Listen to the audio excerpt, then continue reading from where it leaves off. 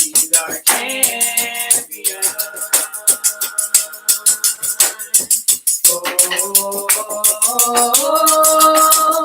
Yahuwah is the awesome one. And there is none like you. With you we win. You're our champion.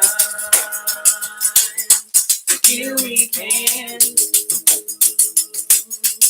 We always win. You're our champion.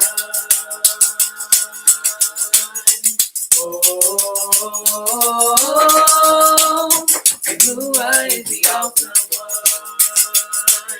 And there is none like you. With you we win.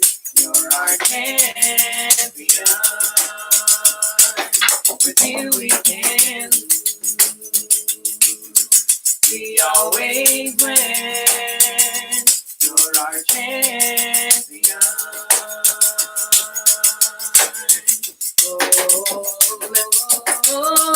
We lift our hands.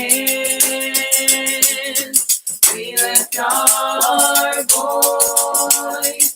We celebrate our champion. We sing halal, halal Yahuwah, for the King who is victorious. We lift our hands,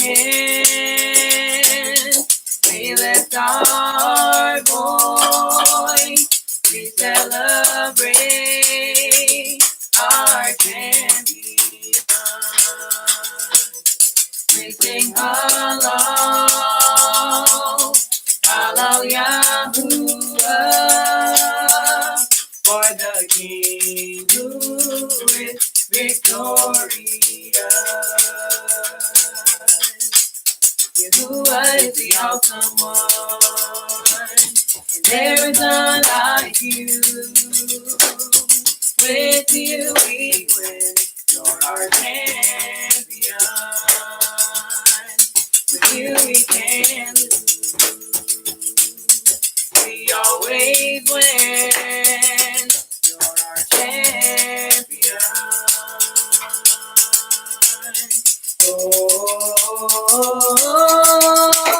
Yahuwah is the awesome one. And there is none like you. With you we win. You're our champion. With you we can lose. We always win. You're our champion.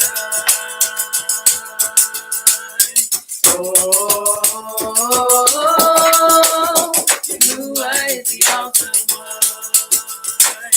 And there is none like you. With you we win. You're our champion. With you we can lose. We always win. You're our champion.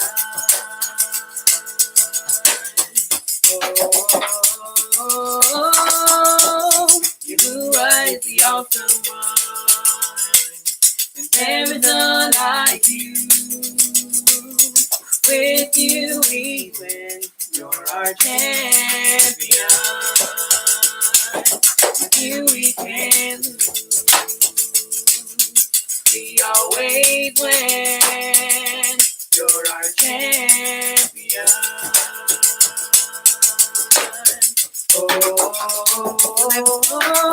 We lift our hands. We lift our voice. We celebrate our champion. We sing halal, halal Yahuwah,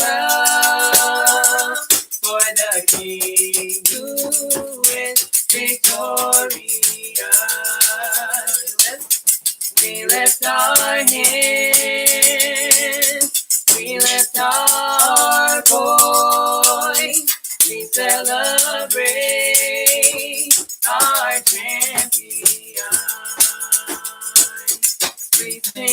halal. Halal Yahuwah, for the King who is victorious. Yahuwah is the awesome one, and there is none like you. With you we win, you're our champion. With you we can lose, we always win, you're our champion.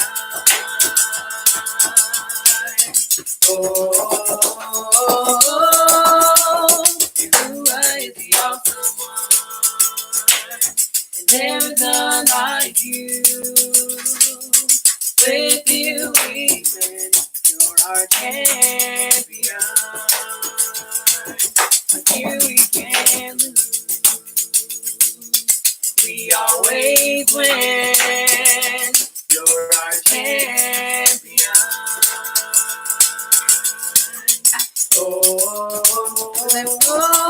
We lift our hands, we lift our voice, we celebrate our champion. We sing halal, halal Yahuwah, for the King who is victorious. We lift our hands, we lift our voice, we celebrate our champion. We sing halal, halal Yahuwah, for the King who is victorious. We lift our hands, we lift our voice, we celebrate our champion. We sing halal, halal Yahuwah, for the King who is victorious. Yahuwah is the awesome one, and there is none like you. With you we win, you're our champion. With you we can lose, we always win, you're our champion.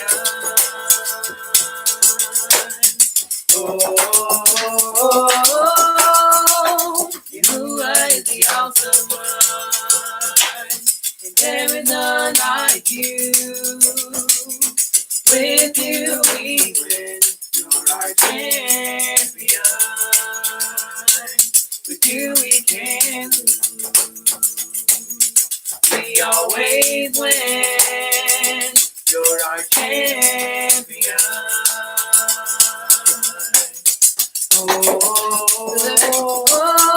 We lift our hands, we lift our voice, we celebrate our champion. We sing halal, halal Yahuwah, for the King who is victorious. We lift our hands, we lift our voice, we celebrate our champion. We sing halal,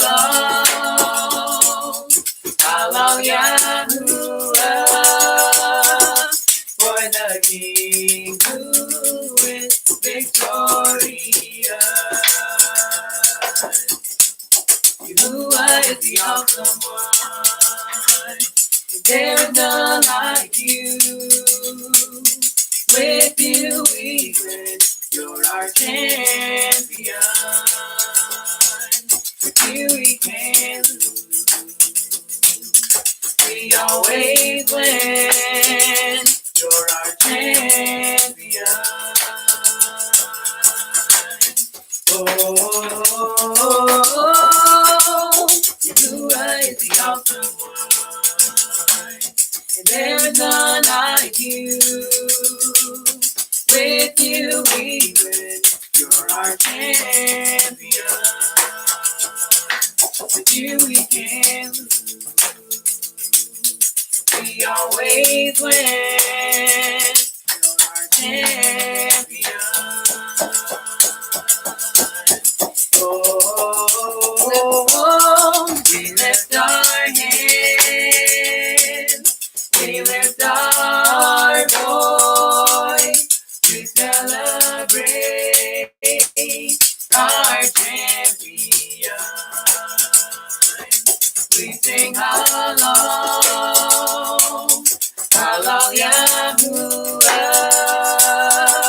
for the King who is victorious. We lift our hands, we lift our voice, we celebrate our champion. We sing hallelujah,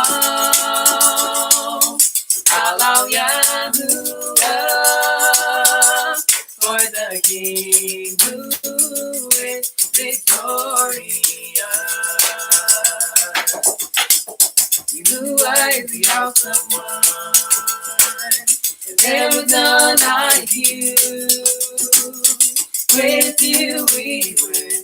You're our champion. With you we can't lose. We always win.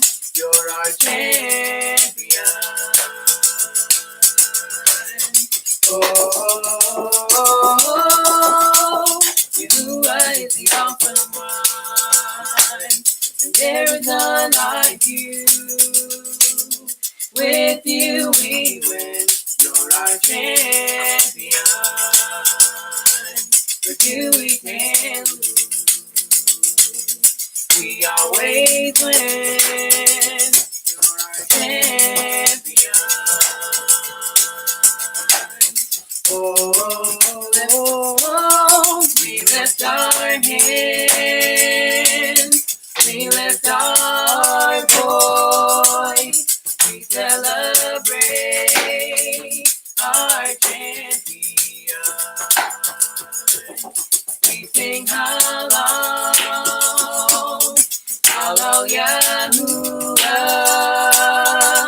for the King who is victorious.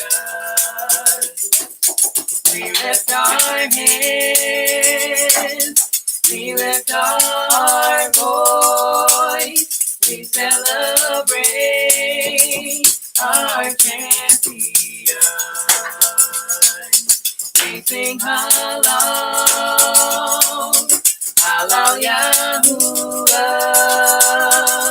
for the King who is victorious. You are the awesome one. There's none like you. With you we win. You're our champion. With you we can't lose. We always win. You're our champion. Oh, you are the awesome one, and there's none like you. With you we win. You're our champion. With you we can't lose. We always win. You're our champion. Oh.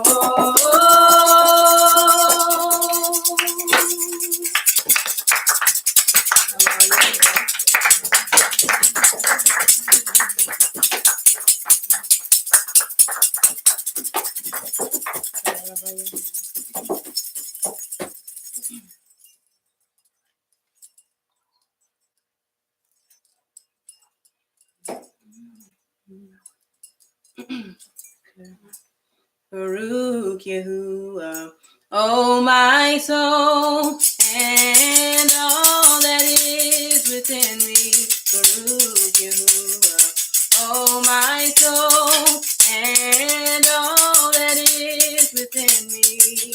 I will baruch your name.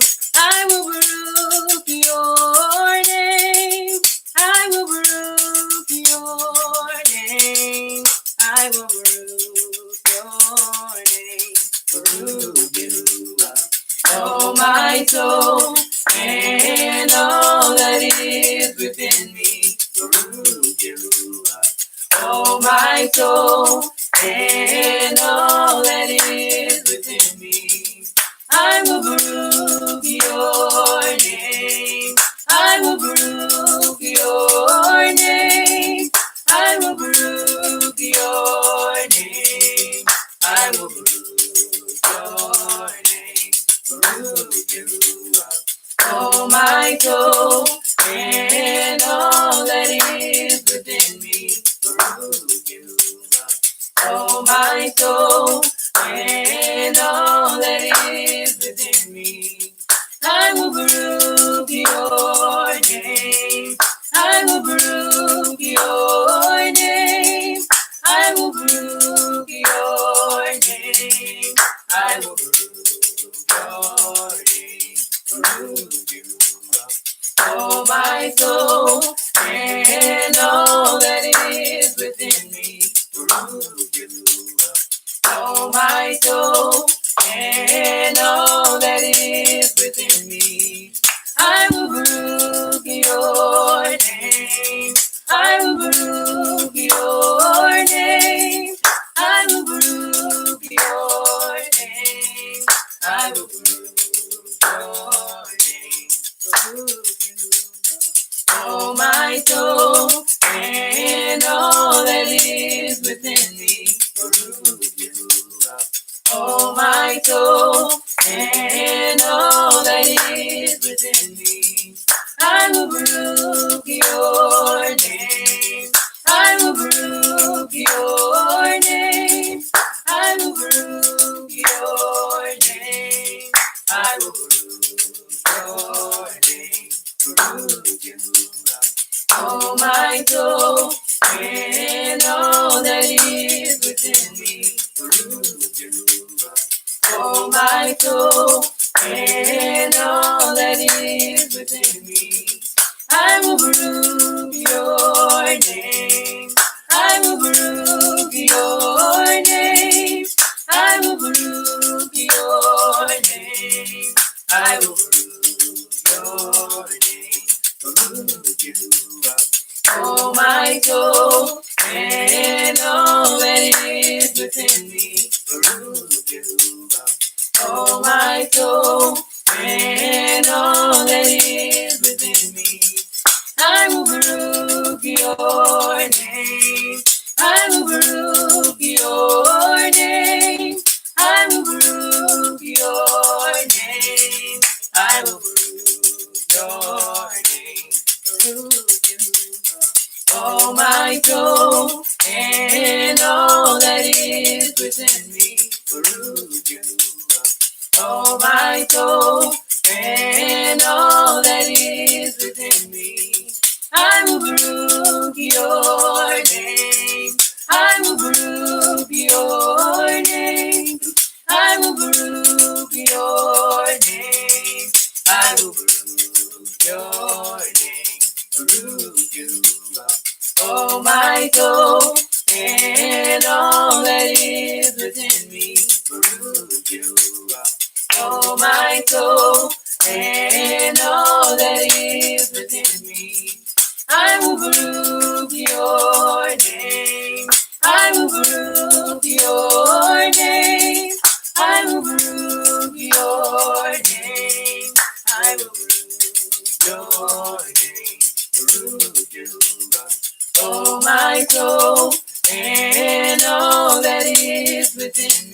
Baruch you, oh my soul, and all that is within me.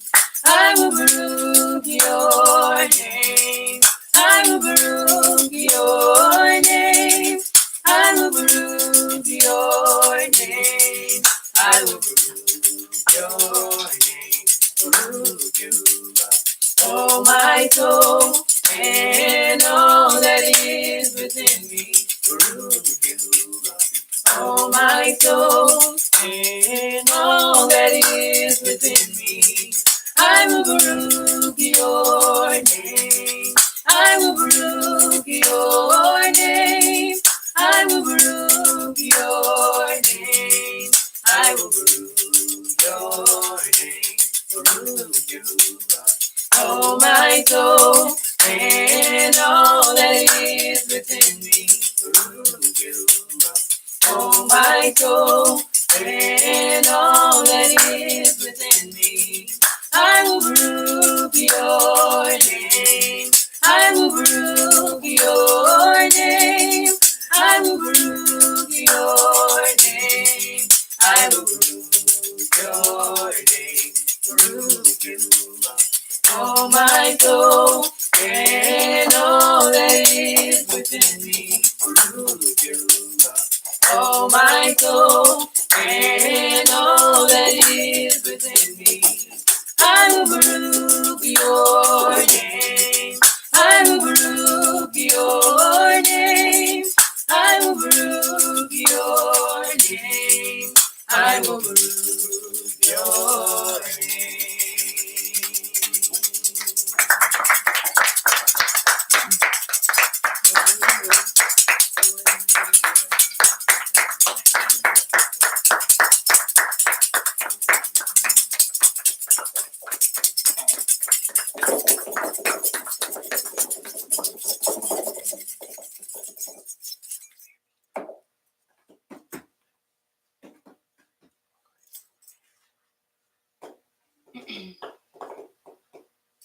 Yahuwah, prepare me to be a sanctuary, pure and coded, tried and true, and with thanksgiving, I'll be a living sanctuary for you.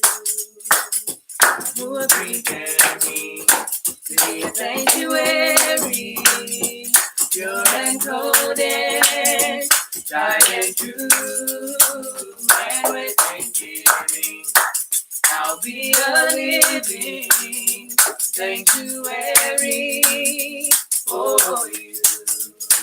Yahuwah, prepare me to be a sanctuary, pure and coded, tried and true, and with thanksgiving, I'll be a living sanctuary for you. Yahuwah, prepare me to be a sanctuary, pure and coded, tried and true, and with thanksgiving, I'll be a living sanctuary for you.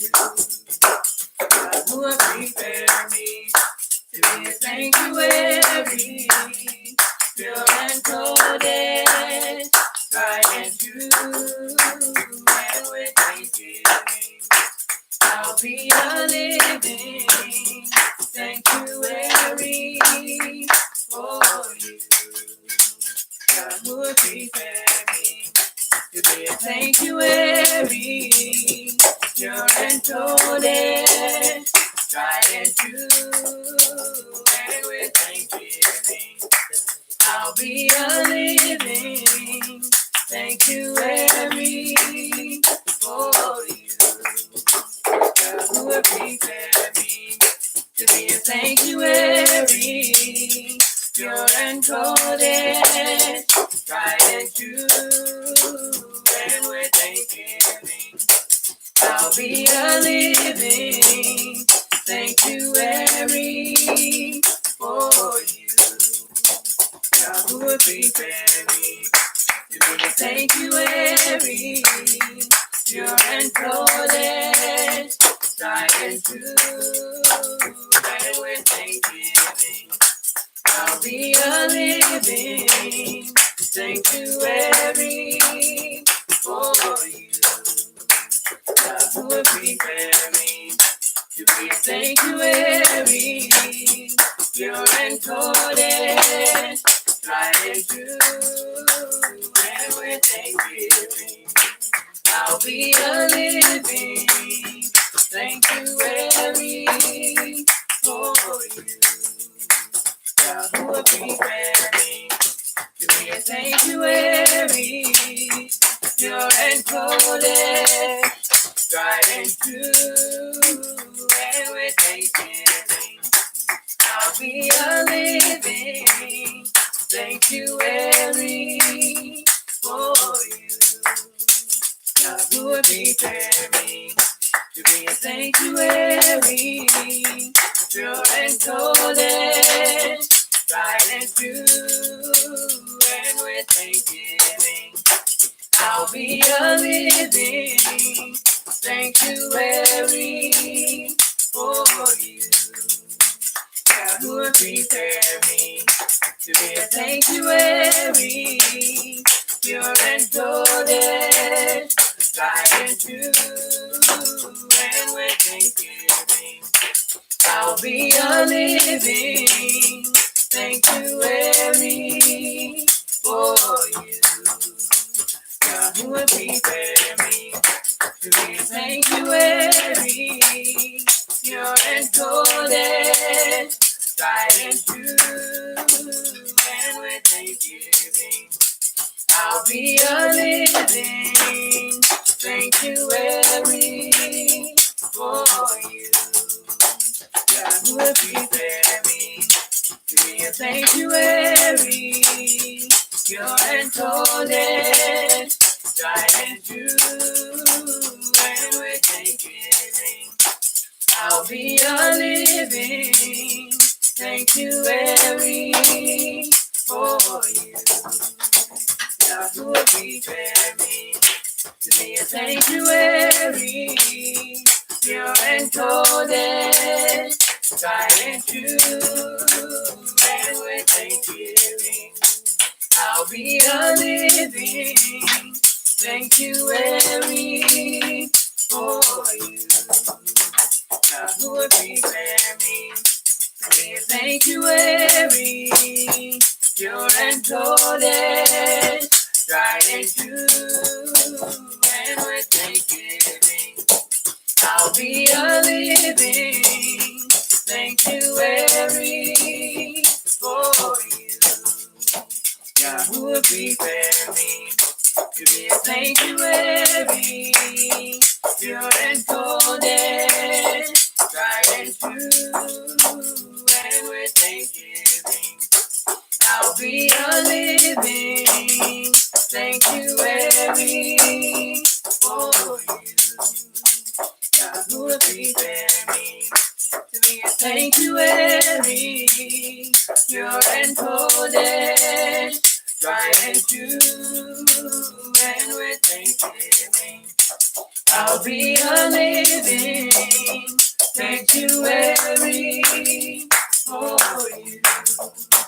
God who will prepare me to be a sanctuary, pure and golden, tried and true, and with thanksgiving, I'll be a living sanctuary for you. God who will prepare me to be a sanctuary, pure and golden, tried and true, and with thanksgiving, I'll be a living sanctuary for you. God who will prepare me to be a sanctuary, pure and golden, tried and true, and with thanksgiving, I'll be a living sanctuary for you.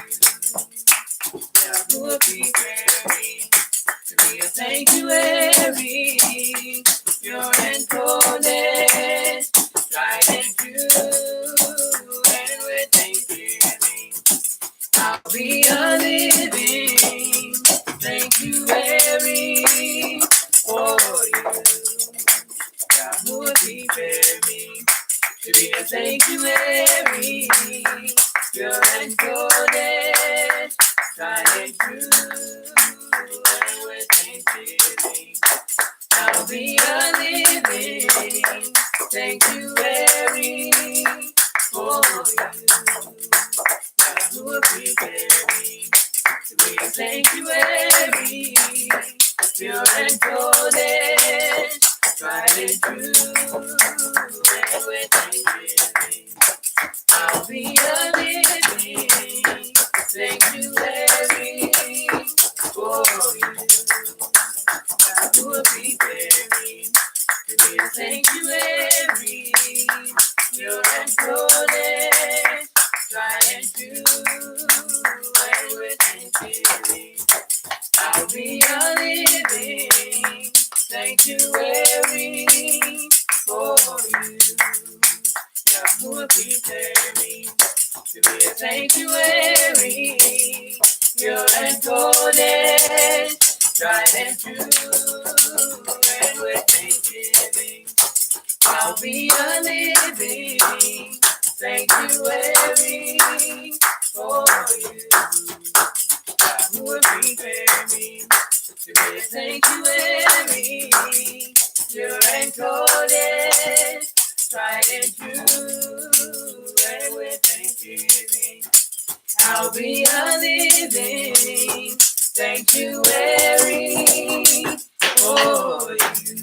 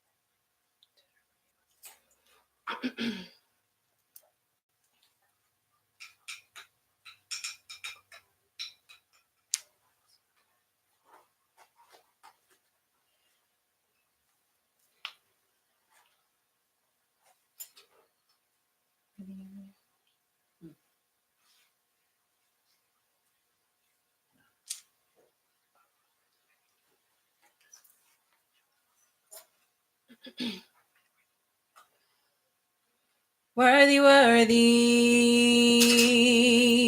who is worthy of my praise. Worthy, worthy,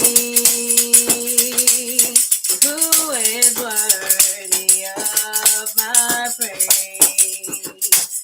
Worthy, worthy, who is worthy of my praise. Worthy of my praise, worthy of my praise, who is worthy of my praise. I said he's worthy of my praise, worthy of my praise, who is worthy of my praise. Worthy, worthy, who is worthy of my praise. Worthy, worthy, who is worthy of my praise. Worthy of my praise. Worthy of my praise. Yahuwah is worthy of my praise. Worthy of my praise. Worthy of my praise. Yahuwah is worthy of my praise. Worthy, worthy. Yahuwah is worthy of my praise. Worthy, worthy. Yahuwah is worthy of my praise. Worthy of my praise. Worthy of my praise. Yahuwah is worthy of my praise. Worthy of my praise. Worthy of my praise. Yahuwah is worthy of my praise. Worthy, worthy. Yahuwah is worthy of my praise. Worthy, worthy. Yahuwah is worthy of my praise. Worthy of my praise. Worthy of my praise. Yahuwah is worthy of my praise. Worthy of my praise. Worthy of my praise. Yahuwah is worthy of my praise. Worthy of my praise. Worthy of my praise. Yahuwah is worthy of my praise. Worthy of my praise. Worthy of my praise. Yahuwah is worthy of my praise. Worthy, worthy. Yahuwah is worthy of my praise. Worthy, worthy. Yahuwah is worthy of my praise. Worthy of my praise. Worthy of my praise. Yahuwah is worthy of my praise. Worthy of my praise. Worthy of my praise. Yahuwah is worthy of my praise.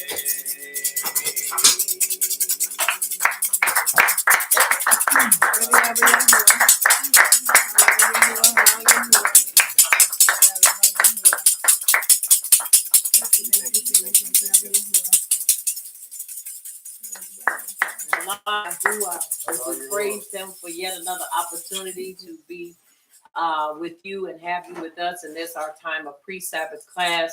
I pray thus far that everyone has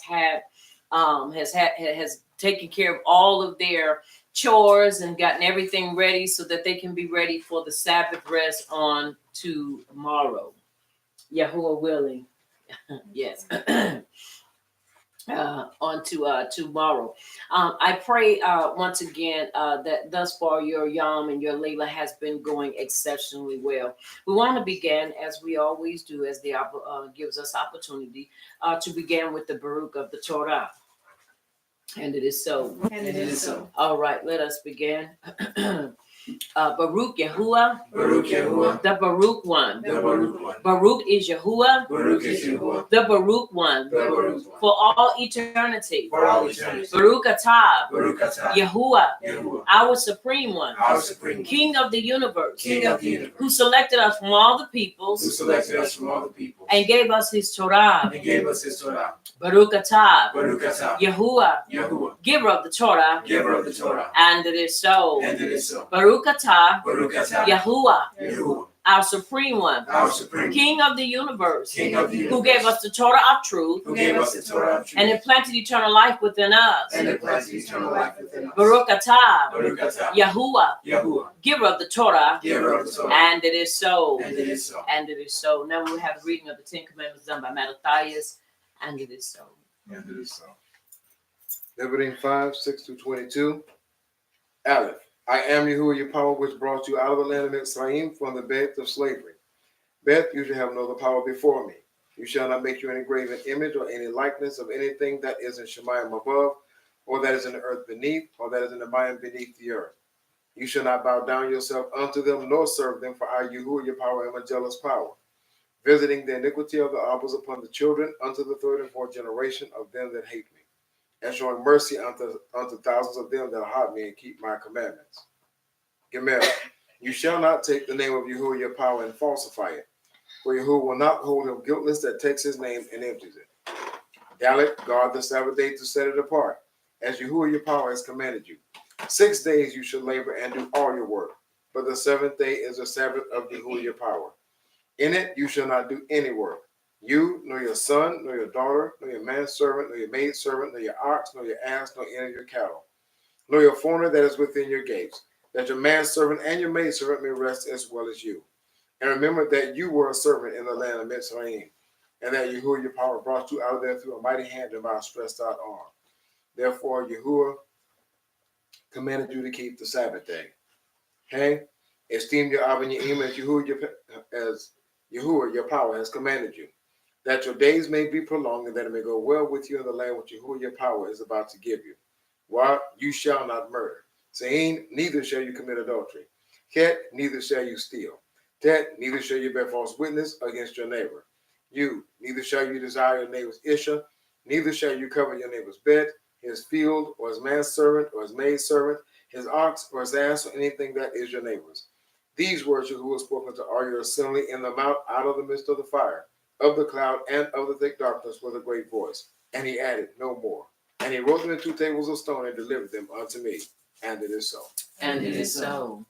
Chapter 6, Anteberum, verses 1-18, and it reads, These are the commandments, the statutes, and the judgments which Yahuwah your power commanded to teach you, that you might do them in the land where you are going to enter and possess it, that you might fear Yahuwah your power to keep all his statutes and his commandments, which I command you, you and your son and your grandson, all the yamim of your life, and that your yamim may be prolonged.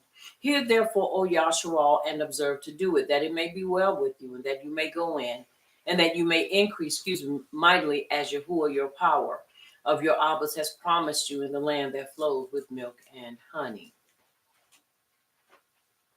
Shema Yasharal, Yahuwah our power, Yahuwah is Akkad. Hear, O Yasharal, Yahuwah our supreme one, Yahuwah is Akkad. And you shall ahab Yahuwah your supreme one with all your heart and with all your soul and with all your might. And these words which I command you this yom shall be in your heart. And you shall teach them diligently unto your children, and shall talk of them when you sit in your bed, and when you walk by the way, and when you lie down, and when you rise up. And you shall bind them for a sign upon your hand, and they shall be as frontlets between your eyes. To fall to what? Bind to the mind. To bind to the mind.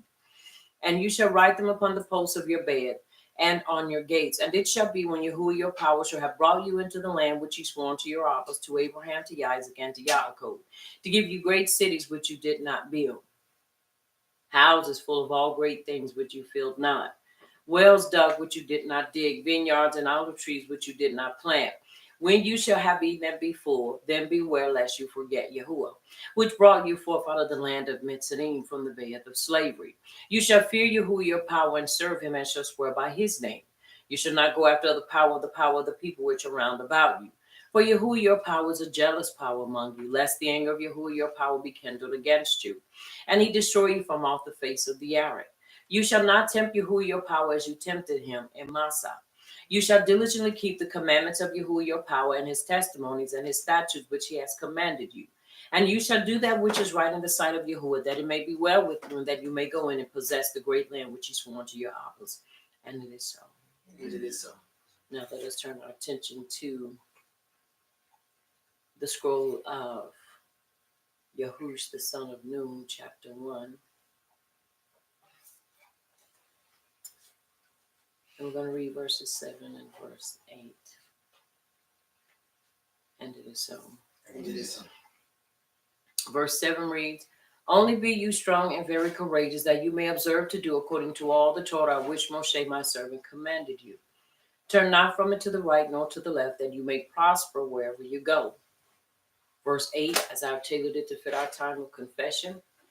Repeat with me. I will not let this scroll of the Torah I will not let the scroll of the Torah depart out of my mouth, depart out of my mouth, but I shall meditate in it, but I shall meditate in it, Yom and Layla, Yom and Layla, that I may observe to do that I may observe to do according to all that is written in it. according to all that is written in it. For then I shall make my way prosperous, And then I shall make my way prosperous, and then I shall act wisely. and then I shall act wisely. Now look at your neighbor and tell your neighbor, and you shall act wisely, And you shall act wisely. Look at your other neighbor and tell your other neighbor, and you shall act wisely, and you shall act wisely.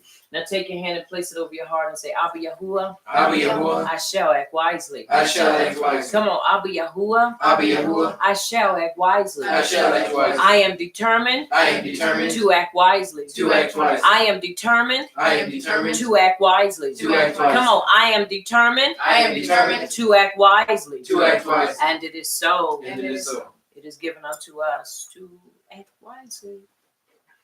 And we should do it every opportunity that we get. And it is so. And it is so.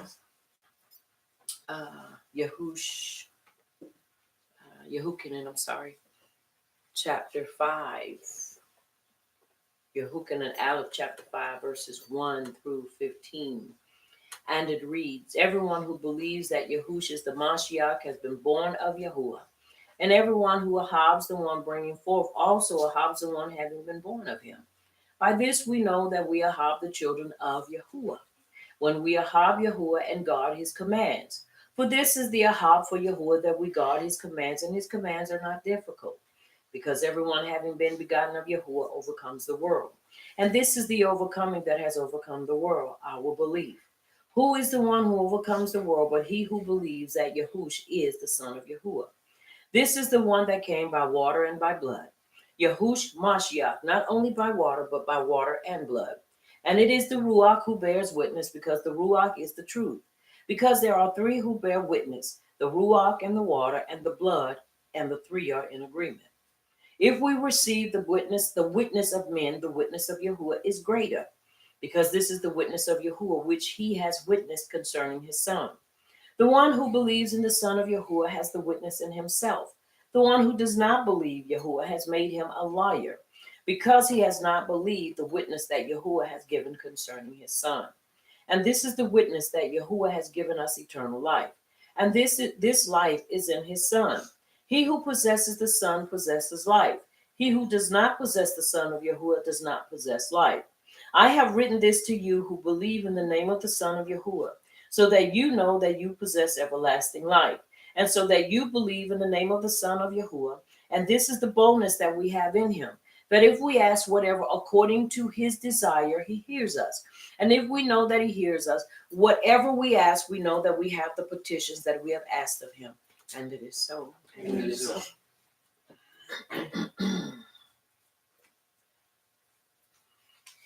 Ayah 33 and 4, the Ruach of Yahuwah hath made me, and the breath of the Almighty hath given me life.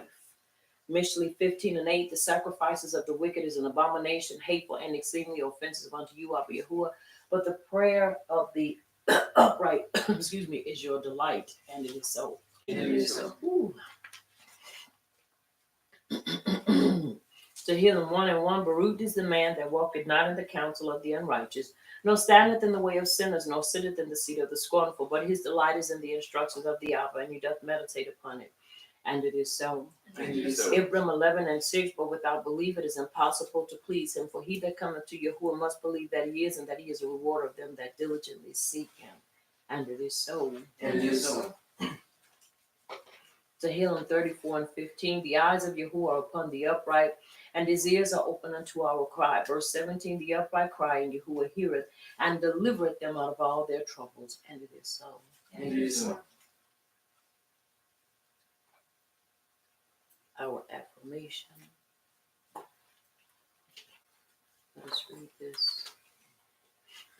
I purpose to develop my ruach. I purpose to develop my ruach. I purpose to walk in the light of Torah. I purpose to walk in the light of Torah. I am Ibram. I am Ibram. I am born again. I am born again. I am Ibram. I am Ibram. I have the life and nature of Yahuwah I have the life and nature of Yahuwah in my ruach. in my ruach. That life is the Torah That life is the Torah of Yasharal. of Yahshua. I purpose to walk in I purpose to walk in the Torah of life. the Torah of life. Yahuwah's Torah, Yahuwah's Torah, Yahush, Yahush, is in me. is in me. Yahuwah's knowledge Yahuwah's knowledge is in me. is in me. Yahuwah's Ahab Yahuwah's Ahab is in me. is in me. Yahuwah's power Yahuwah's power is in me. is in me. Yahuwah's wisdom Yahuwah's wisdom is in me. is in me. He is teaching me. He is teaching me. He is leading me. He is leading me. I am a child of Yahuwah. I am a child of Yahuwah. The Ruach The Ruach HaKodesh HaKodesh of Yahuwah in me of Yahuwah in me is leading me. is leading me. I'll follow her leading. I'll follow her leading. I'll walk in the Torah. I'll walk in the Torah. Yahush, Yahush, our Mashiach. our Mashiach. And it is so. And it is so. Now, as we prepare to do our declaration of healing and shalom, let us always have our mishpachah in mind. Let us always keep the 12 tribes in mind when we recite this, when we pray it. Let us always keep them in, not in the back of our hearts, but always at the forefront, resting upon our hearts, so that as we continue to confess this, continue to pray, and continue to speak this into the atmosphere, we have great expectation that these things are going to manifest. And it is so. And it is so. Excuse me.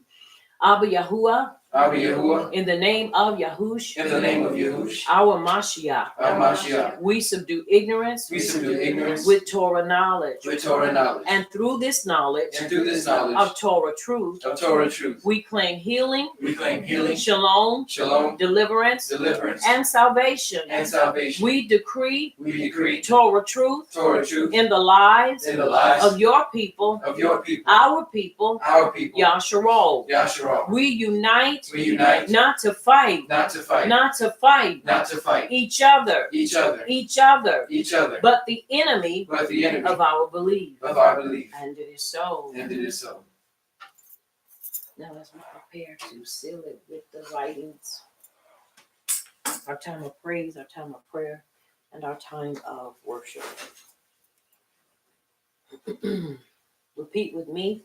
May the utterance of my mouth May the utterance of my mouth and the deliberation of my heart and the deliberation of my heart be desirable before you, be desirable before you, O Yahuwah, O Yahuwah, my rock my rock and my redeemer. and my redeemer. May the utterance of my mouth May the utterance of my mouth and the deliberation of my heart and the deliberation of my heart be desirable before you, be desirable before you, O Yahuwah, O Yahuwah, my rock my rock and my redeemer. and my redeemer. And it is so. And it is so. We have just recited Tehillim 19 and 14, and it is so. And it is so. You may be seated in His presence. As we have come together once again, we appreciate the Abba for bringing us back. Seemed like we were just here yesterday or yesterday, and we're back here again, ready to rest and ready to dive into the instructions for our lives, which in this day and time is very, very crucial and important unto us to follow His way. And I'm talking about with a heart of perfection or with a heart of excellence, especially with all the things that we are facing. Just as our ancestors and forefathers faced troubles and trials, so do we. But as they were given the victory, so will we receive the victory. We must walk in it. Are you hearing me? Yes. We must walk in it. We're going to turn our attention to the scroll of Shema 27 and verse 20. And our theme is Tetzaweh, which means you shall command. You shall command. Tetzaweh, you shall command. So last week we talked about contribution, and now we're talking about Tetzaweh, which means you shall command. As you're turning there and making preparations, I want to share once again, as whenever I have the opportunity, is to constantly encourage us to remain consistent and remain conscious and aware of the things that are going on around us. Many times I won't say forget, but many times we become comfortable with our surroundings. And this is one of the things: we should never become comfortable with the way things are. We should always be aware and always maintain a level of vigilance and always be on guard. Right. I'm looking at getting one of those not a speed bag, but it's one that helps you. We were just looking at it to Layla. It helps you to be able to move. Is it a reflex? A reflex bag. I'm looking at getting one. If I don't get it on second day, third day, or fourth day, I'll have one. And the reason I want it is because it's imperative that we are physically fit, we are economically fit, we are emotionally fit. Number one, we are spiritually fit. Right. It's just that time. And if we act like it is not, then something is drastically wrong with us. And we will be just like the ostrich that really does stick his or her head in the sand. It is very important that we understand the day and times that we are in. We are in perilous times. We're in crucial times. And if we are not prepared and we are not ready, then we're going to find ourselves being really disappointed and overtaken. And the reason I say that is because every day, if you are a shopper, if you do anything outside of your home, you're going to notice and see certain things that are just noticeable and that are you just cannot dismiss. Right. And it's the atmosphere, and we see things happening daily on a day-to-day basis. So it is important that we are ready. And it is important that we understand why we should be ready. It's important that we understand why we ought to be. Number one, as I said at the beginning, I might have taken it and went backwards with it. Why we are supposed to be spiritually fit in our Ruach, because you have to understand we rely on the Ruach HaKodesh to lead and guide us, to take us and show us where we need to be, to take us from the places we ought not to be, to show us who we're supposed to connect with, who we're supposed to disconnect from. This is why it is important that we have the Ruach HaKodesh. Right. Because without her in our lives, you will not pray for the children of Yasharal. Right. You won't pray for the nation because you will become discouraged at some of the things that we as a people do, whether it's on an individual level or whether we do it as a collective group. Right. And so it is important that we have the Ruach that will teach us and lead us and guide us into all truth, even in our time of prayer, so that we're able to be effective in our time of prayer. And I truly believe in the power of prayer. And I believe, and not only do I believe, but I know prayer works. And it does change people because it changes us first and foremost. And so it is important that we understand. So as we go over this lesson on to Layla, and once again, I pray that everyone has finished doing what they had to do, and now they're at a place of ready to relax and wind. If you have not already, wind down, and be prepared to listen and truly take to heart. And let's consider everything that was done, why it was done, and why it is important for us to understand these things where we are right now. Are y'all understanding me? Yes. Very important for us to understand these things. If we don't understand them, we're going to miss it. If we miss it, then guess what? It's going to be nobody's fault but our own. Mm-hmm.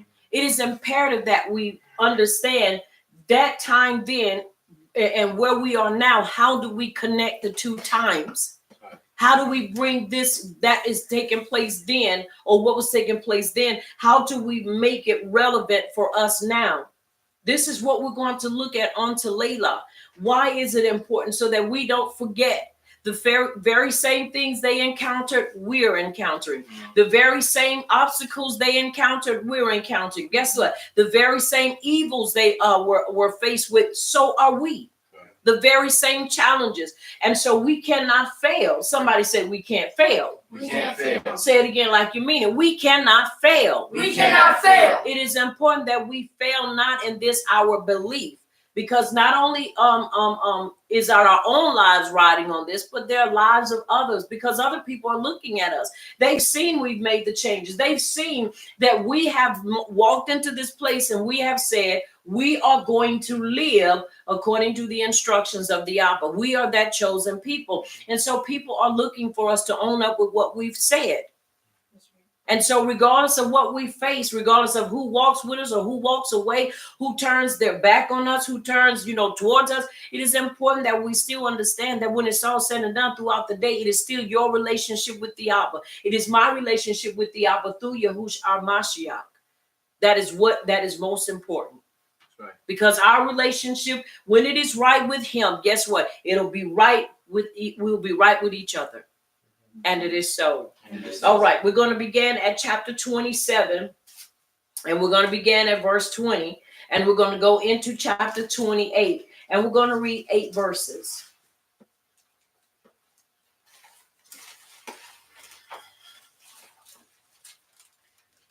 Exodus chapter 27, starting at verse 20. And you are to command the children of Yashar to bring you clear oil of pressed olives for the light, to cause the lamp to burn continually, in the tent of appointment outside the veil which is before the witness. Aaron and his sons are to tend to it from evening until morning before Yahuwah, a law forever to their generations from the children of Yasharal. Chapter 28. And you, bring near Aaron, your brother and his sons with him, from among the children of Yasharal, for service as priests to me. Aaron, Nadab, Abihu, Eleazar, and Ithamar, the sons of Aaron. And you shall make set apart garments for Aaron your brother, for esteem and for comeliness. And you speak to all the wise of heart, whom I have filled with the spirit of wisdom, and they shall make the garments for Aaron, to set him apart, for him to serve as priest to me. And these are the garments which they make: a breastplate, a shoulder garment, a robe, an embroidered long shirt, a turban, and a girdle. And they shall make set apart garments for Aaron your brother, and his sons, for him to serve as priest to me. And they shall take the gold, and the blue, and the purple, and the scarlet material, and the fine linen, and shall make the shoulder garments of gold, of blue, and purple, and scarlet material, and fine woven linen, the work of a skilled workman. And it is so. And it is so. Now, very important. Now, many would say, well, why do we need that now? I mean, we can't utilize it now. So why would we need to even reflect that? Look like we should be talking about something else besides them being called and them wearing these special garments. Well, it is important that we understand why they were set apart. Now, after detailing the tabernacle and its vessels, scripture proceeds to give instructions concerning the men who were to minister in the sanctuary. They were to be separated from the rest of the people by their family connection and their vestments. Now, someone would say, okay, but that was then and this is now. Well, as a set apart people, we must understand that we are a royal priesthood. That's right. Meaning that we are to be set aside and set apart, because we know who we come from and where we are from. We know we are that people. And so it is important that we understand that now, because we are that people, we don't live like everybody else lives. We don't do what everybody else does. And so it is important that we watch the lives of those in that time so that we can mimic it. Now, listen what I'm saying in the point of servitude. We know that Yahushua is the perfect man, and he is the one we are to serve, and we are going to serve him with everything else. But it is also important that we understand how our ancestors and forefathers served as well. Are you following me? Yes. It's very important that we understand this so that we can understand that we are a set apart people, have been and will always be. So it is important that we walk according to our calling out. Now, in the tent meeting without the veil, which is before the testimony, Haran and his sons shall set it in order to burn from evening to morning before Yahuwah. It shall be a statute forever throughout their generations on behalf of the children of Yasharal. This is why it is important that we have a prayer life. Somebody say prayer life. Prayer life. Say it again like you mean it. Prayer life. A prayer life. Why? Because prayer is to go on 24/7. Somebody would say, well, how do you pray 24/7? Easily. You keep that prayer in your heart. Abba Yahuwah, bring our people forth. You have to understand prayer is communicating with the Abba. And now that we don't have any disruptions, are y'all following me? Yes. The only way your services get disconnected is that you don't pay what? You don't pay through obedience. That's the payment, obedience. If we're not obedience, then yes, your stuff will be disconnected. Yes, you will not have access. But when we are walking in obedience and complying to him, we go right back to the Yehukin and Aleph chapter 5. And he said, because we believe in Yahush, we have this confidence that when we ask a thing, are you following me? Yes. According to his desire, he what? He hears us. And because it is in our desire to see our nation, the nation of Yasharal, conform and walk in truth, then he's willing and eager to listen to our cry. But we got to be in that relationship with him. This is important that we be in that relationship.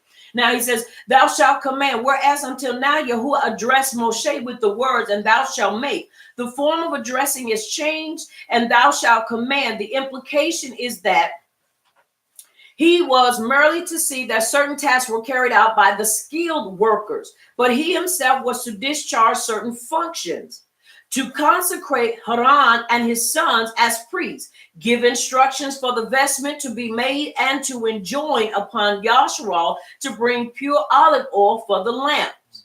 So once again, collective people be a part of it. It is not just for a select few. As a nation, it is important that we ourselves comply. Are y'all listening to me? Yes. What do I mean comply? I mean that we all pick it up and carry this upon our hearts, and not just a select few. That's important for us to understand. Thou shalt make referred to what had been done once. Thou shalt command to what has to be the regular procedure, in that the future and future generations. Now listen to what it says. So that this was to be the regular procedure in that and future generations, in order to bring it. Do you not know that the oil represented the anointing? Now you have to understand something after doing a little bit of research and looking up anointing, because I said, what is really the anointing? You have to understand anointing still means set apart. It means that we are set apart people, Right. that he has chosen to represent him. That's right. And because we have been set apart and chosen to represent him, it is important that we find out how to represent him. If you don't know how to represent a person, it's easy to get out there and assume, well, maybe this is what I'm supposed to do. But to know assuredly what you're supposed to do means that you have to take time to study, to learn him, and to have a relationship with him. Right. Through Yahush Amashiach. Unto thee, not only on this occasion, but when the need arises for a fresh supply. The Yasraelites who offered the oil were to bring it to Moshe for inspection, and he declared whether it was pure olive oil or not. Like today, whenever you are getting oil, one thing I've learned, you just can't grab oil off the shelf, because if you look and it says pure olive oil, most of the time, if you're not careful, unless it says virgin olive oil, you look up under that fine print, it'll tell you it has sunflower seed oil in it. It'll tell you it has canola oil in it. It'll have all kind of other oils in it. So I'm thinking, but I thought this was 100%. It is 100% oil, but it is not virgin, and it is not exclusively olive oil, unless you read and even read on the back of the labeling that it is olive oil. In other words, Abba Yahuwah does not want it mixed. He does want it tainted. So someone would say, well, what does that have to do with us? It has a lot, because many of the things that we see then and we see now, we can basically use as an analogy for our lives. If he doesn't want tainted oil to burn in the sanctuary, do you believe that he wants us as a people to be tainted trying to serve in the sanctuary? We can't do that. This is why our lives have to be pure before him. This is why, once again, fasting, praying, and studying is important. Because without these things, we won't know what to do. And trust me, you can't just go off of what somebody says or what somebody else is doing. Because a lot of people are following under syncretism. You know what syncretism is, right? Yes. It means that they've gathered and grabbed so much other stuff, and now it's intertwined, and it's basically in this. And now this is what they're doing. You have a lot of church folk that's trying to act like they're Hebrews. This is what you call being Jewish. Because the Jewish people are trying to be us. Are you hearing me? This is why they always say the black Jews. We ain't no black Jews. We're Hebrews. Are you hearing me? Yes. So it's important that we understand what is taking place here and why it is important for us to make sure our lives are not tainted and contaminated. And that we are watching our lives.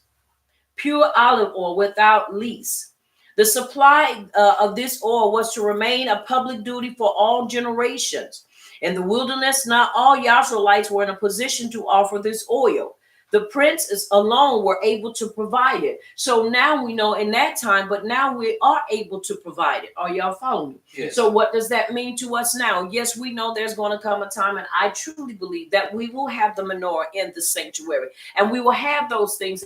And Yahushua is going to be the son, so there will not need to be a son, because he's going to be our son.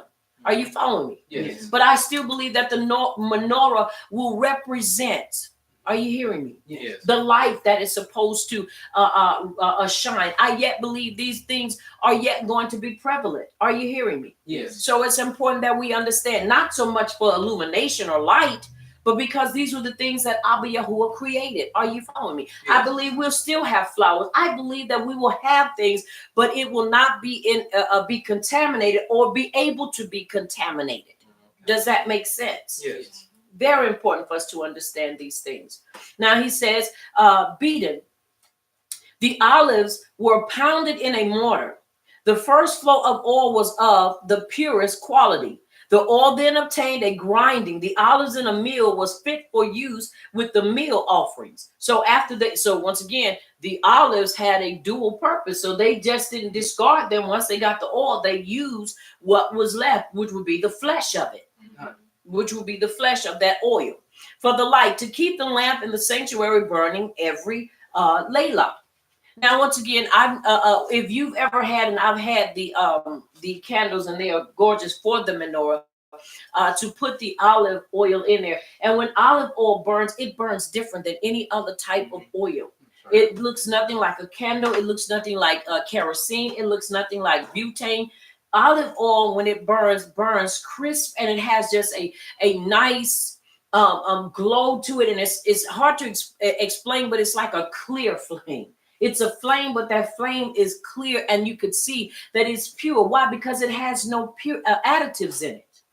Are y'all following me? Yes. It's pure. It's raw, and so it can be burned.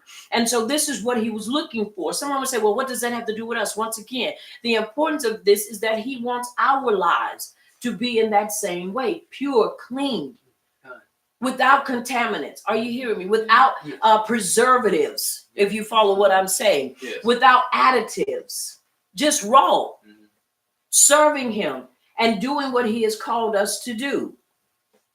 Continually, that is regularly, layla after layla. The central light was to burn continually, and from it the others were kindled each evening. That meant that light kept burning, and so they could take from that light and catch another light on fire. Now, once again, someone would say, we don't have menorahs and we don't use them because we have electricity. But once again, what is important to understand, put yourself in the place of that menorah.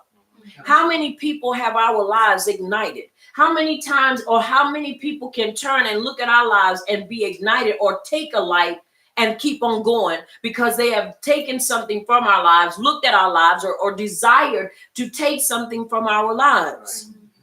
Right. Even when I was in Christianity, I had preached the message. Can someone look in your life and desire a drink? Can someone look at your life and say, I desire to take that what you have, not take it from you, but take some of it and experience what you're experiencing?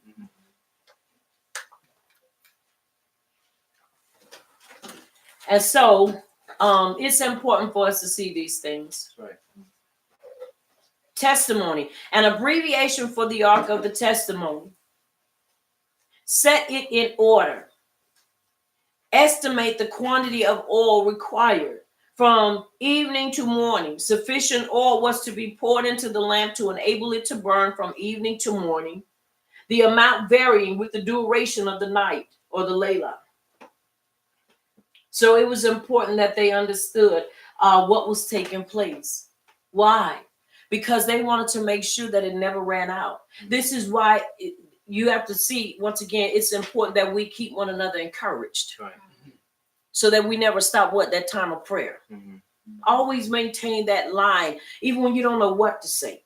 Abba Yahuwah, I appreciate you. Abba Yahuwah, keep me, with a prayer on my lips and a praise in my heart. Help me to maintain that relationship and that connection. These are things that are important. And it's important that we continue to provoke one another, not in a negative way, but in a positive way, to always remain in a place of what? Prayer. Mm-hmm. Our hearts should always stay in a posture of prayer. That's right. Always. God. Not because hell is beating on our door. Not because we are in such agony or things are going on that are beyond really our emotions, but because we understand that it is a line of communication that is open to us and we need to utilize it. Mm-hmm. This is important for us to understand. Now in chapter 28, as he says, bring thou near unto thee. Moshe was to select Haran as high priest, but not until the work of constructing the tabernacle had been completed. Moshe, as the first priest, was formally to announce the divine choice of Haran. That Moshe did not himself undertake the office was no reflection upon him that he sought to escape its responsibilities. He had heavy duties to perform as Moreh and judge of Yasharal, or Shoptim as Yasharal. So in other words, the Abba knew that he could not be everything. He had to delegate and he had to appoint. And this is what is important, that when you are appointed, understand that it is not just the person appointing you that is chosen you, but it's the Abba that has chosen you. This is why it is important that as a people and as a congregation that we pull our weight. God. Why? Because the Abba is not going to give you a position and he does not qualify you for it. Mm-hmm. And it is so. It is so. Nadab, Ithamar. Haran's sons are named to make it clear that their Abba's induction as high priest did not automatically make them priests, but they too required formal admission into the priesthood. Haran may have had other sons, but only those named were to be ordained as priests. This is why it's important. And I know people may think I'm going to say this and I sound like a broken record, but when you start talking about polygamy, you could have 50 million children, but that doesn't mean that all of them are going to be chosen. Mm-hmm. He may not choose any, and then he may choose 2 or 3. But the bottom line is he's the one that makes the choice. Watch this. Does that mean they are still not important and valuable? Yes, you're still important and valuable, but you may not have a task like that. Your task may be just to represent the truth, which is still an amazing task, and nothing is minimal about that. Does that make sense? Yes. That is not a minimal task to represent and be able to show forth the praises and show forth the wisdom of the Abba, especially in the day and time we live in. There's some stuff out there that make you really just stop and say, did that person really just say that out of their mouths? When you have men believing that men are degenerate women, and that what the Abba root them with a means to bring forth seed to impregnate a woman is the extension or extended, or what is I'm trying to say? Not internal, external part of the woman. There's a problem. There's something wrong with that. When you have men endorsing homosexuality, there's a problem with that. And they say it boldly, but then they say they worship the woman, that she is the God. They don't say goddess. They say she is God. And then turn right around and say, well, she's the creator. We should worship her. You're so thinking, but there's a problem with that. Are you following me? Yeah. So we got all this stuff that's going on here. And then you got these people, our people that say they're people that listen to this stuff and believe it. There lies some homosexuality in there. There's something that's wrong. And then say that a woman can bring forth without a man. That's a lie. We're not earthworms. Only earthworms are able to do that in an environment where they have to, what is it called? Hermaphrodites. Hermaphrodites. Well, they can be both. And that's only in the animal kingdom. And it's only very minimum amount of animals. Not all animals are able to do that. Are you following me? Yes. And so there's a problem. And so you start thinking, okay, there's a problem with this. But you have many that will indulge in this and they will promote it. And if they don't promote it, they will still listen to it. I don't want to listen to that. It's stupid. It's foolishness to believe such. But you have people that endorse it and follow it. So it's important that we don't. Are you following me? Yes. Now, the Kadesh garments to be donned by the priests on every occasion when they perform service in the sanctuary. Understand, they wore this when they performed services in the sanctuary. So that meant that when they went out and were not in the sanctuary, they did not wear their garments. That's important for us to understand. For splendor and for beauty, these vestments correspond to the royal garments of a king and raise the weary above the rest of the people in dignity. Garments which gave to Haran beauty and dignity, and by which he was distinguished from the rest of his brethren. The garments were for the esteem, so literally, of Yahuwah, and for the high priest, beauty to inspire the people with awe. So in other words, this was something not for them to get a big head over, but that they would see the Yapa of Yahuwah upon the people's lives. And this would also provoke them and encourage them, number one, to respect those that were in the position while they were in service. Then it would also cause them to see the beauty and the wonder of the Abba in just that. And so it is important that we understand these very things. Now, once again, I believe we ought to wear the garments, but I believe that if a person's garment outweighs their character, something is wrong. Because before you see that garment, you ought to see their ruach. You ought to be able to look and say, you know, whether you had that on or not, I could distinguish and determine that you were somebody separate by the way you carried yourself. This is just the icing on the cake, but not the other way around. So it's important that we understand that. To sanctify him, to install him into the priesthood by clothing him, in the Kadesh vestments. These are the garments. The enumeration begins with the one worn uppermost, the breastplate. Breastplate, an ornament worn over the heart in the shape of a case or bag. The ephod, a kind of apron which fastened at the back. Robe, a shirt worn over the tunic. Tunic, a shirt worn next to the skin. And this was the work, quilted in form like the settings for precious stones and golden ornaments. Girdle for use over the inner garment, the ephod being the girdle over the outer. These were Kadesh garments. These were to be made of material from the free will gifts dedicated to the service of Abba Yahuwah. Now, this is important that people understand as well. Many times people want people to look the part, but then people don't want to give freely. It's the truth. When people say, well, we're not over there yet, but you still want to dress nice, you have to understand something. I would not make our seats, and I still won't make our seats until I get the rest of our wool. Because if I can't have the right material and do it right, I'm not going to wear an artificial one. I'm not going to wear a fake one, and I'm surely not going to change it up. Now, I know many people may not like this, and I don't say this to disrespect anyone, and I don't. So I pray no one takes this the wrong way. But when you start putting all other designs and colors in it, That's not scriptural. He said blue and white, or white and blue with the blue thread in it. He never said green. He never said burgundy. He never said orange. He said white and blue. Are y'all following me? Yes. So we look for the other. I looked and I said, what fabrics were during that time, and what would they possibly make it out of? You have to understand they made it possibly out of wool, not out of cotton, because there's no mention of cotton. I'm not saying it wasn't, but there's no mention of cotton and wool. And you have to understand, wool is a awesome, gorgeous fabric. I have blue wool and I have white wool, and wool is very, very expensive, and it's very hard to find. Are you following me? Yes. So I'm not going to go and grab cotton. I'm not going to grab linen. I'm going to grab that which is important. And you know how much that stuff is a yard? $50 a yard. Because it's pure wool. 100% wool. That's not going to draw up on you. Are you following me? And watch this. And you're going to take care of it too. Because that's a lot. Once again, very important.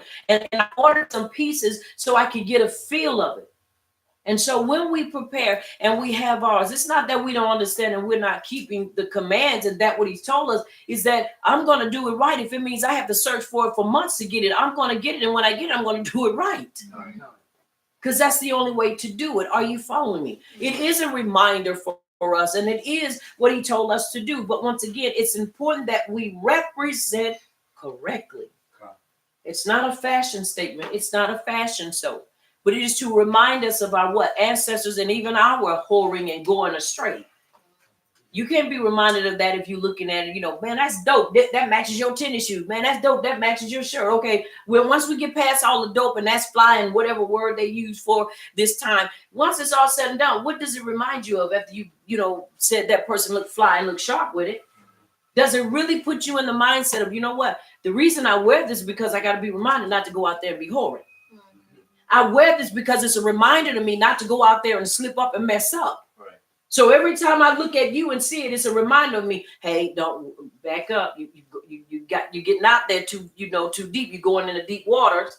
When you look at it, you're supposed to look at it and say, okay, let me redirect my path. When you look down at it, okay, this is a reminder of me to turn my head. Are y'all following me? Yes. This is why we're supposed to wear them. Not for any other reason. Not for a fashion statement. Are y'all following me? Yes. And it is so. Now, listen what it says. Girdle, for the use over the inner garment, the ephod being the girdle over the outer, the Kadesh garments. They were to be made of material from the freewill gifts dedicated to the service of Yahuwah. Verse 5, they shall take the materials for the sacred vestments were not to be measured out to the workers who were trustworthy, but they were to receive them direct from the donors. Gold.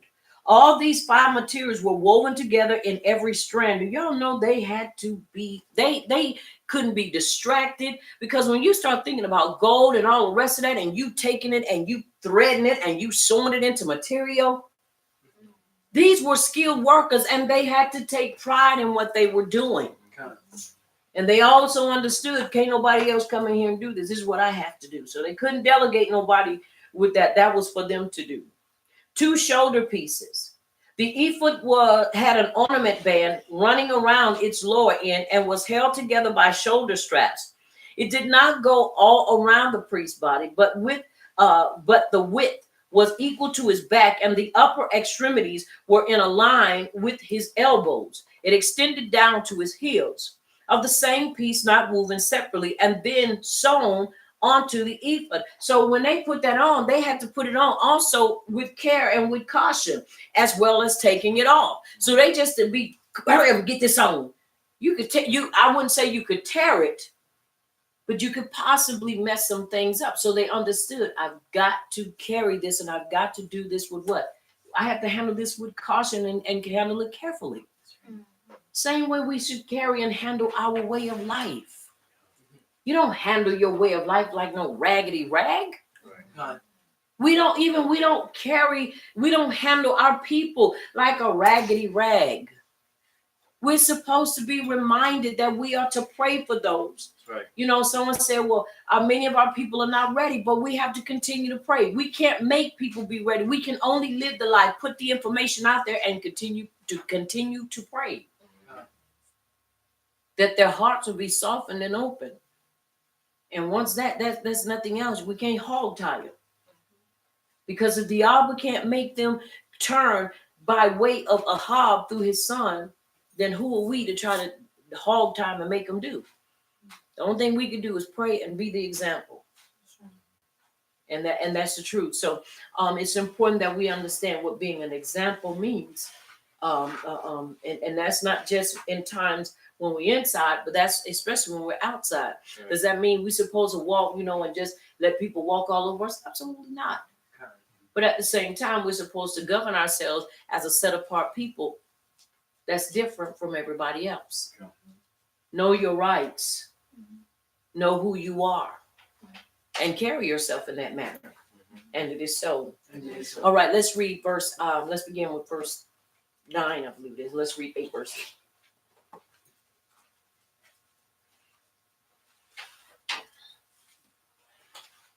Verse 9. Take 2 onyx stones and engrave on them the names of the sons of Yasharal in the order of their birth. 6 names on one stone and the remaining 6 on the other.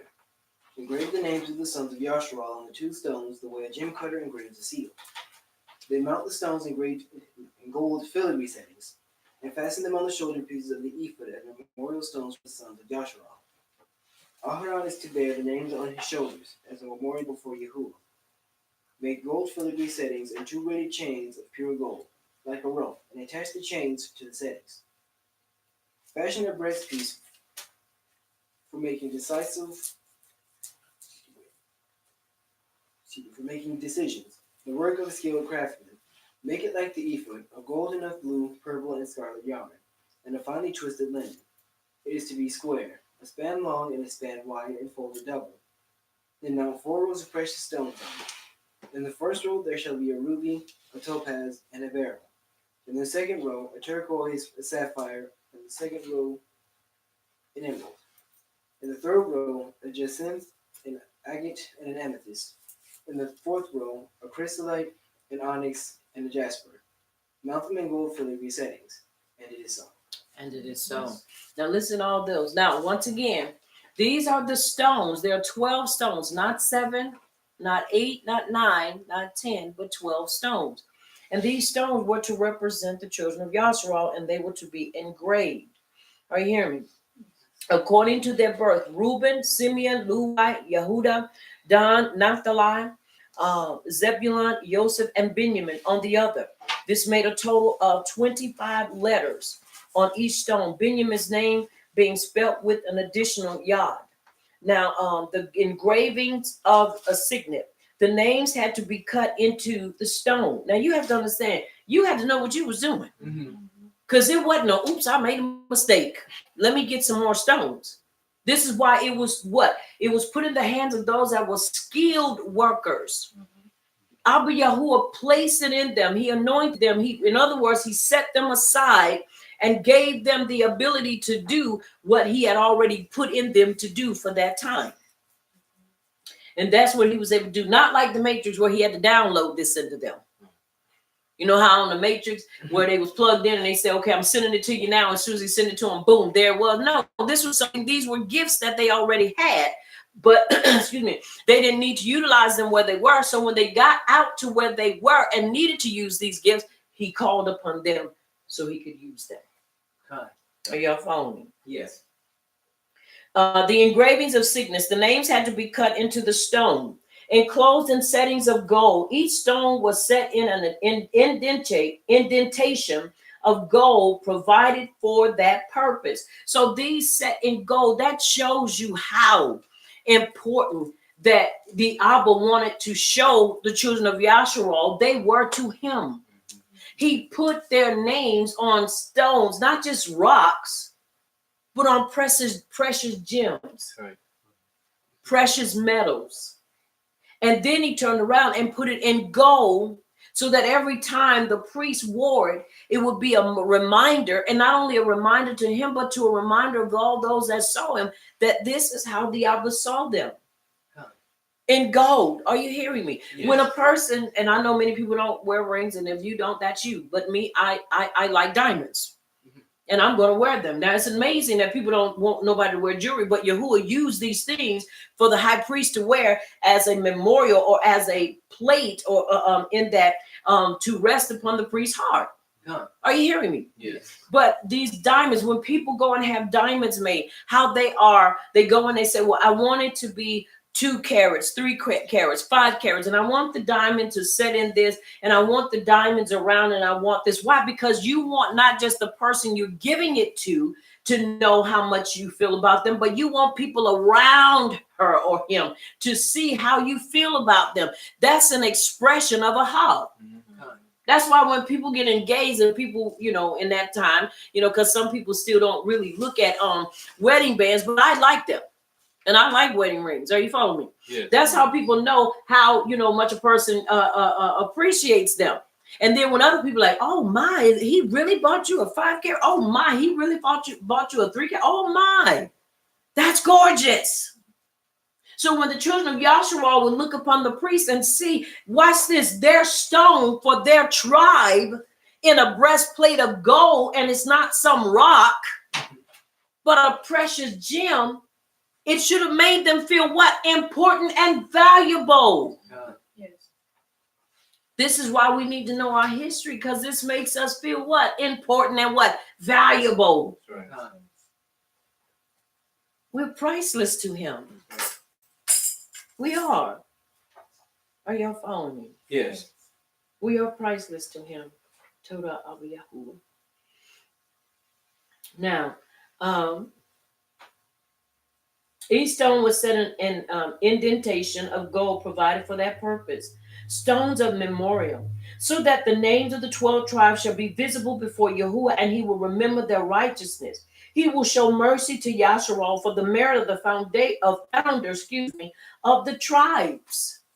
Meaning each brother that was a founder of that tribe was to be remembered. Now understand this, not only were they to be remembered, but they were to be what? Esteemed. This is why this was done. A plaited thread, mikbalah. The word is connected with gebel, a border, render.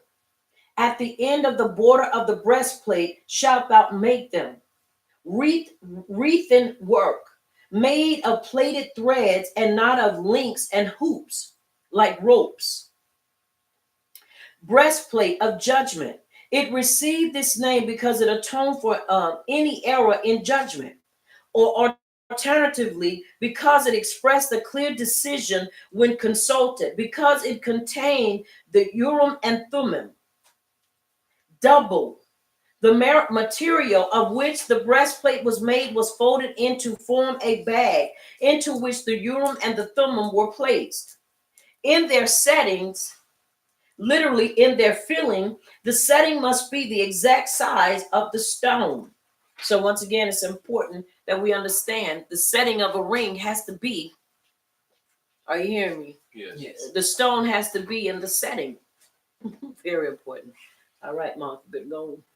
So it's important that we understand these things. Are you following me? Yes. All right, let's read. Let's take up at verse 21. Let's get a little more reading. Verse 21, and it reads, and the stones are according to the names of the sons of Yasharal, 12 according to their names, like the engravings of a signet, each one with its own name, for the 12 tribes. And you shall make braided chains of corded work for the breastplate at the end of clean gold. And you shall make 2 rings of gold for the breastplate, and shall put the 2 rings on the 2 ends of the breastplate. And you shall put the 2 cords of gold in the 2 rings which are on the ends of the breastplate. And the other 2 ends of the 2 cords you fasten to the 2 settings, and put them on the shoulder pieces of the shoulder garment in front. And you shall make 2 rings of gold, and shall put them on the 2 ends of the breastplate, on the edge of it, which is the inner side of the shoulder. And you shall make 2 rings of gold, and put them on 2 shoulder pieces, underneath the shoulder garment on the front of it, close to the seam above the embroidered band of the shoulder garment. And they bind the breastplate by means of its strings to the rings, of the shoulder garment, using a blue cord, so that it is above the embroidered band of the shoulder garment, so that the breastplate does not come loose from the shoulder garment. And Naharan shall bear the names of the sons of Yasharal on the breastplate of right ruling over his heart, when he goes into the set apart place for remembrance before Yahuwah continually. And it is so. And it is so. All right.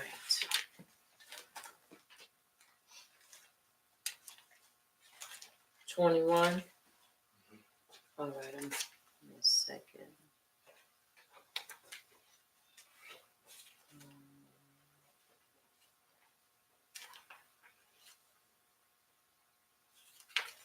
All right.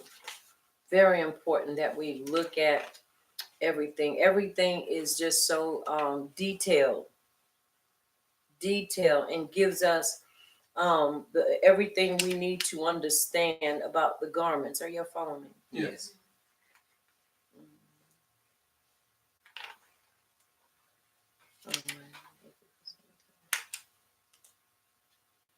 All right. According to the names, the stones, as enumerated in verse 17, were to be engraved with the names of Yaakov's sons in order of seniority. So that means when they wore them according to who was first, Reuben, then Simeon, and then on around. Why was it important? Because it was a memorial and a reminder.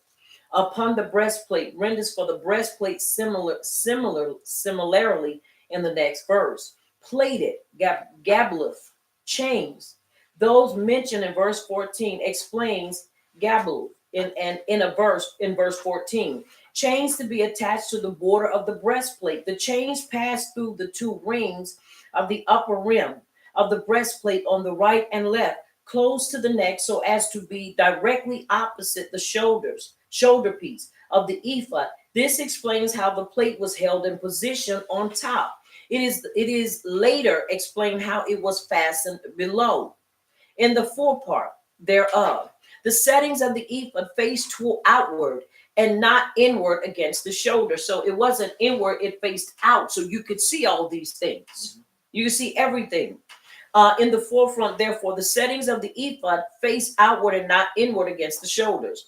The two ends, that is on the corners at the bottom of the plate, towards the side of the ephod inward. These rings were attached to the inside of the breastplate so as to be in contact with the ephod. One thing I want to bring out is that everything about this attire, it was connected. Everything from the breastplate to the tunic to the t-shirt, everything was connected. In other words, this was not many pieces, it was one piece. Are you hearing me? Yes. One piece with many pieces. And it was connected. So it's important for us to understand that it was connected.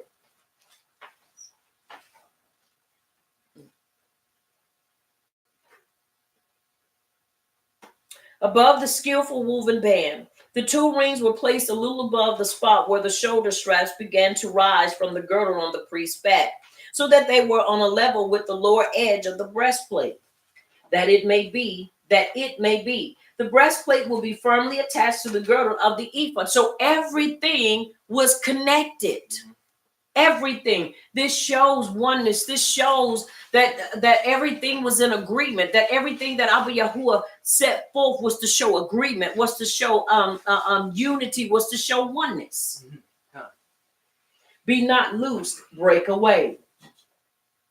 Urim and the Thummim. The inevitable name of Yahuwah was inscribed on some material and placed in the fold of the breastplate. By means of it, the divine was revealed in clear terms, and it promises were verified. Hence, the name Urim and Thummim, meaning lights and perfection. Now, once I finish reading this, I want to share something with you. In the second temple, the high priest wore the breastplate, but it lacked the Urim and the Thummim, criticizing for his opinion that Urim and Thummim were made by a craftsman from gold and silver supports the views.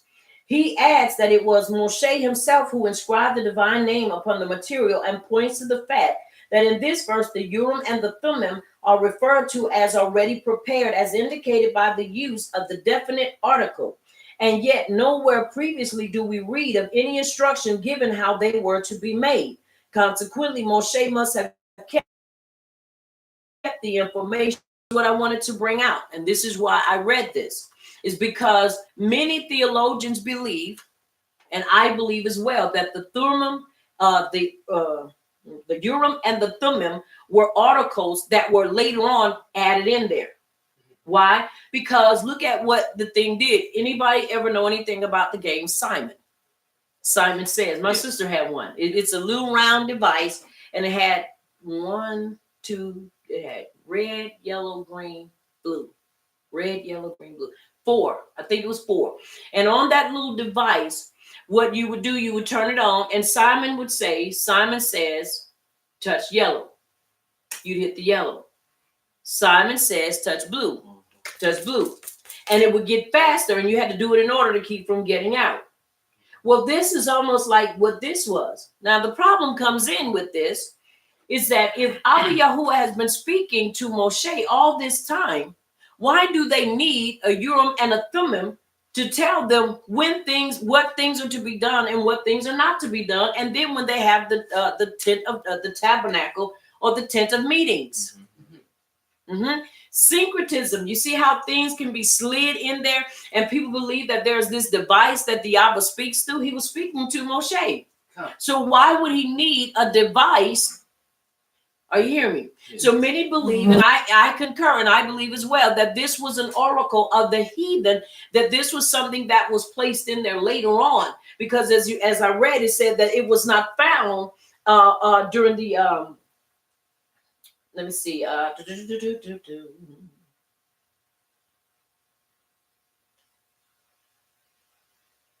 In the second temple. And they wore the breastplate, but it lacked the Urim and the Thummim. Because you have to understand, I believe that this is something that was placed in there. And I'm inclined to believe that the rabbis had something to do with it, because they were heavily indoctrinated with mysticism. So someone will say, well, why would you read it? To show you that there are some things, once again, that have been slid in and have been covered up for us to make us believe we need some devices, just like people say, well, you need a crystal to jumpstart your chakras and all this. First of all, we don't have those. We don't need those. One thing about it, the Abba is our strength, and he is the one that energizes us and gives us strength. Are you following me? Yes. But these are things that have been placed in there to cause us to end up going astray, because we end up accepting it as something that is valid. Once again, we always have to follow what has taken place before certain things have been put in. And so, once again, I truly believe that it was something that was put in later to make people believe that this was some type of device that was needed. And it's nowhere in the instructions, nowhere did the Abba give Moshe instructions to create this.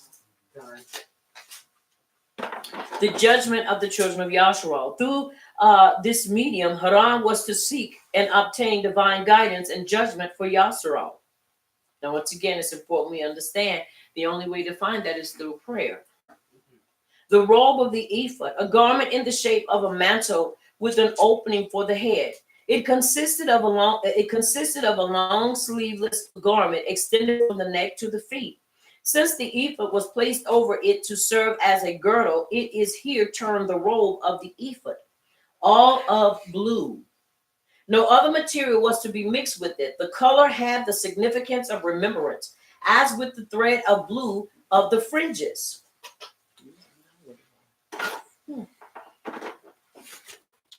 Torah of Yahuwah.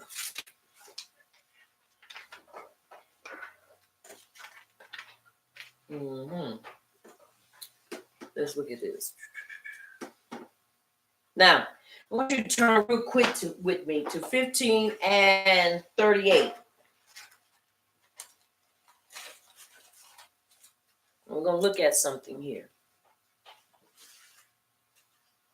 When you have it, saying it is so.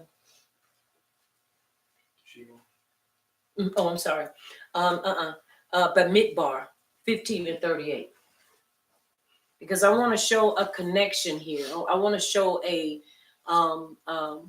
the connection here with this. You have it?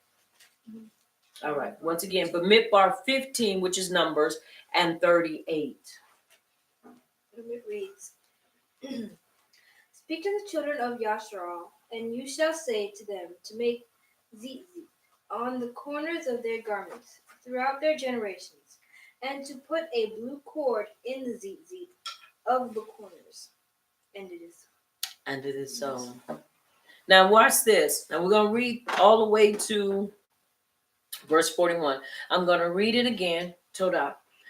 Speak to the children of Yasharal, and you shall say to them to make seats or tzitziyah on the corners of their garments throughout their generations, and to put a blue cord in the tzitzit of the corners, and it shall be to you for a tzitzit, and you shall see it, and shall remember all the commands of Yahuwah, and shall do them, and not search after your own heart and your own eyes, after which you went whoring, so that you remember and shall do all my commands and be set apart to your power. I am Yahuwah, your power, who brought you out of the land of Mitzrayim to be your power. I am Yahuwah, your power.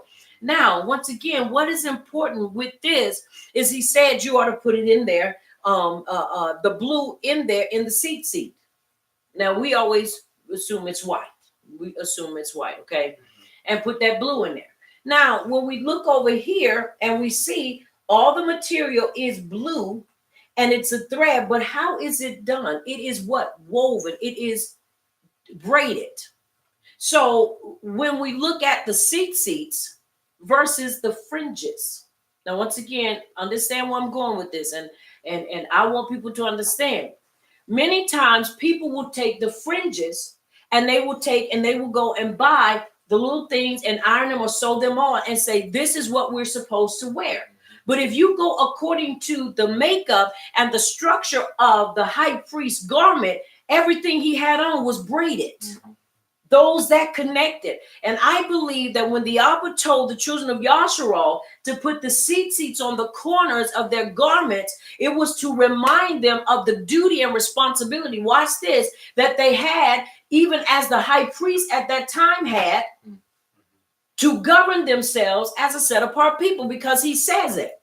Now, when you look at seats, they are braided. They are to look like a chain. What does a chain look like? It looks like if you braid someone's hair. Why? Because it shows the connection. It shows the unity. It shows that this is one piece, one unit. And I believe that when he told them to do this, it was a reminder to them.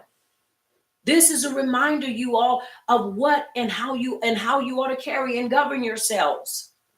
Are you hearing me? Yes. This is in Bamidbar.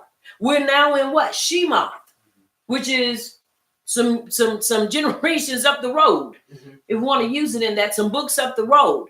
Now, once again, I believe it is to connect them back with their way of life and to connect them back with that understanding of who you are and where you come from.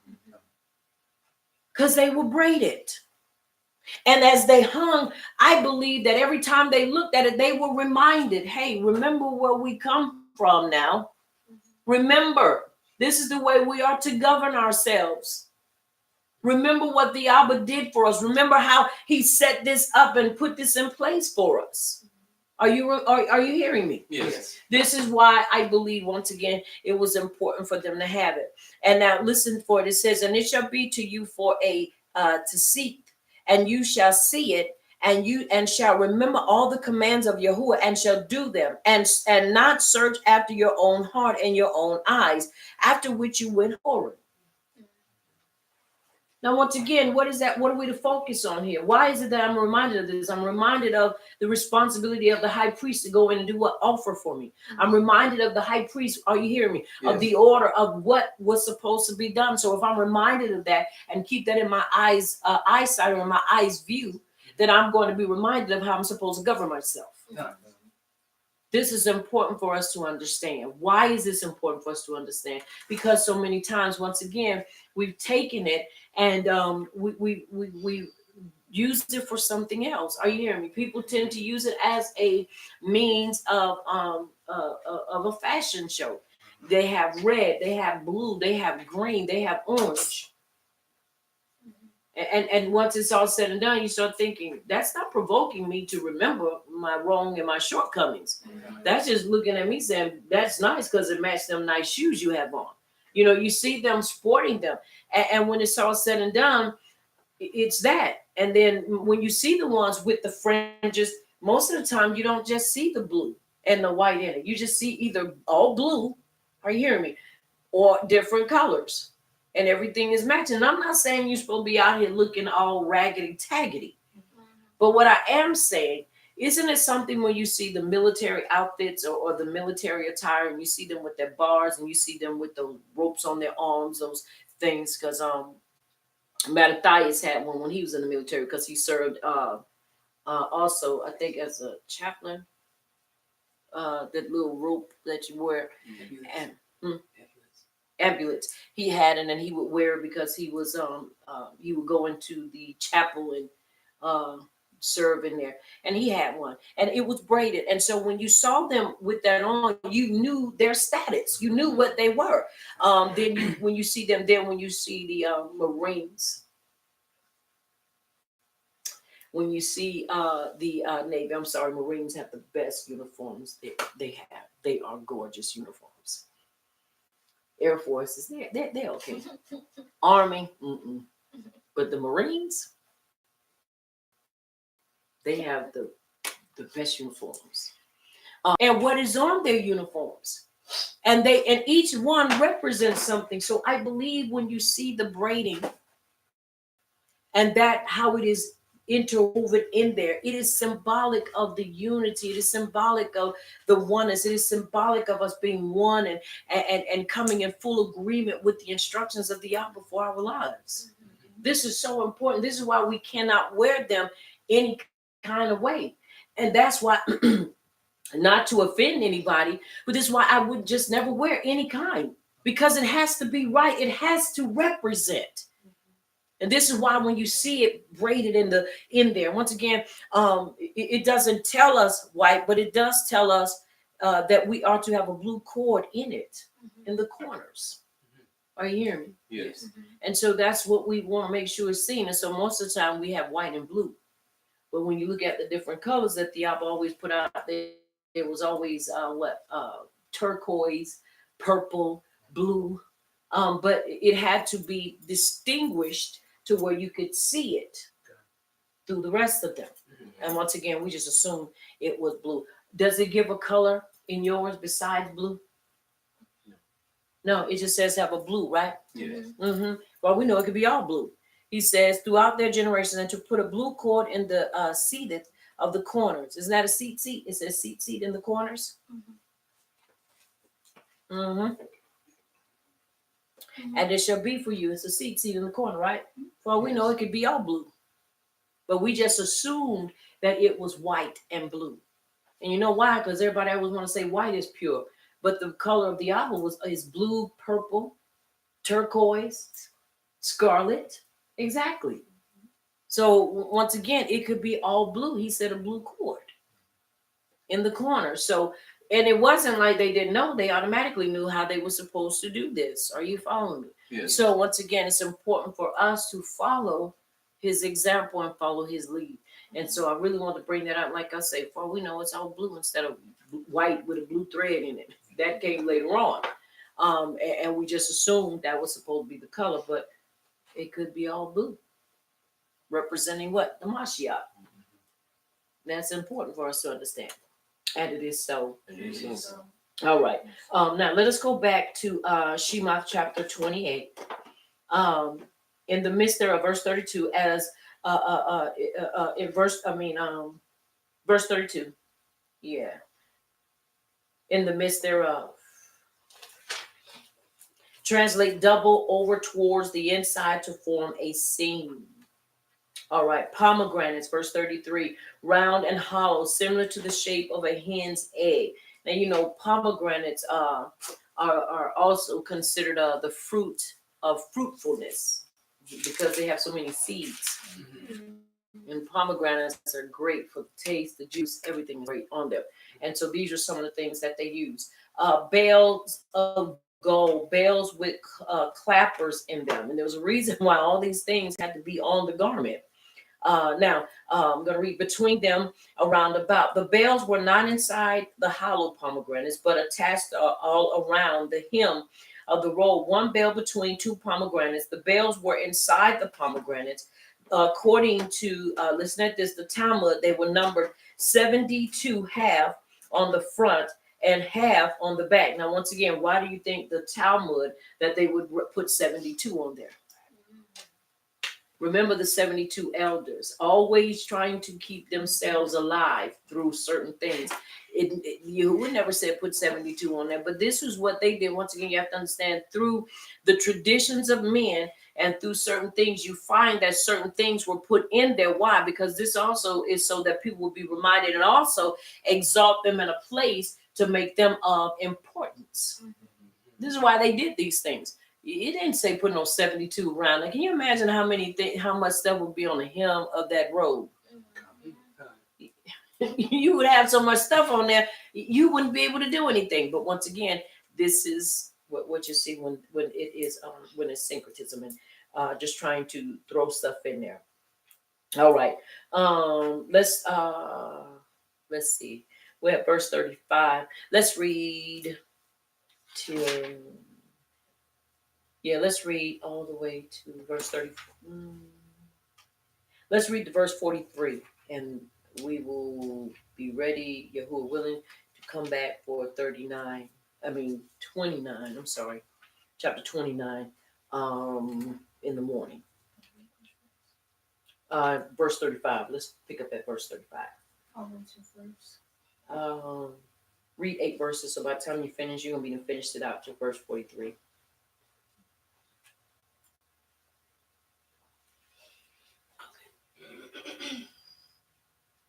And it shall be upon Aharon to minister, and his sound shall be heard when he goeth into the Kodesh place before Yahuwah.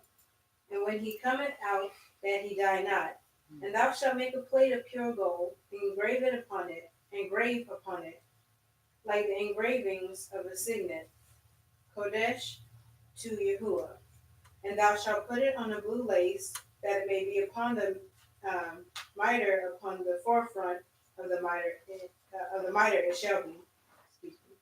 And it shall be upon Aharon's forehead, that Aharon may bear the iniquity of the Kodesh things, which the children of Yasharal shall hallow in their Kodesh gifts. And it shall be always upon his forehead, that they may be acceptable for Yahuwah. And thou shalt embroider the coat of fine linen, and thou shalt make the mitre of fine linen, and thou shalt make the girdle of needlework. And for Aharon's sons thou shalt make coats, and thou shalt make for them girdles, and bonnets shalt thou make for them, for esteem and for beauty. And thou shalt put them upon Aharon thy brother, and his sons with him, and shalt anoint them, and consecrate them, and sanctify them, that they may minister unto the Kohanim office. And thou shalt make them linen breeches to cover their nakedness, from the loins even unto the thighs they shall reach. And they shall be upon Aharon and upon his sons, when they come in unto the tabernacle of the congregation, or when they come near unto the altar to minister in the Kodesh place, that they bear not iniquity and die. It shall be a statute forever unto him and his seed after him. And it is so. And it is so. Now, one very important for us to look at this. The sound thereof shall be heard. All who heard the sound would at once withdraw from the tent of meeting, so as not to violate the command of Luai, 16 and verse 17. That he die not. Haran incurred the penalty of death at the hand of Yahuwah if he entered the sanctuary without being robed in every one of his vestments. Once again, you have to understand, in that time, they could not go in there any kind of way. That was what they were supposed to wear. That was the attire, and that is what they needed on. And nothing else would suffice that. This is why it's important that we understand that. A plate of pure gold. It was 2 fingers in depth and extended over the forehead from ear to ear. It was called a plate, a tzitzit, because it was visible to all. The Kadesh to Yahuwah. The inscription signified that Yahuwah atoned the sins of those who are termed Kadesh to Yahuwah, the children of Yasharah. Now, I want to say this right here because many times we do see those that have the plates on their foreheads. And then, many of them don't have the blue scarlet thread, but many of those wear it. Now, we're going to read a little more. And the reason they wore this, why? Let's look at what it says. Because this inscription signified that Yahuwah atoned the sins of those who are termed Kadesh to Yahuwah, the children of Yasharal.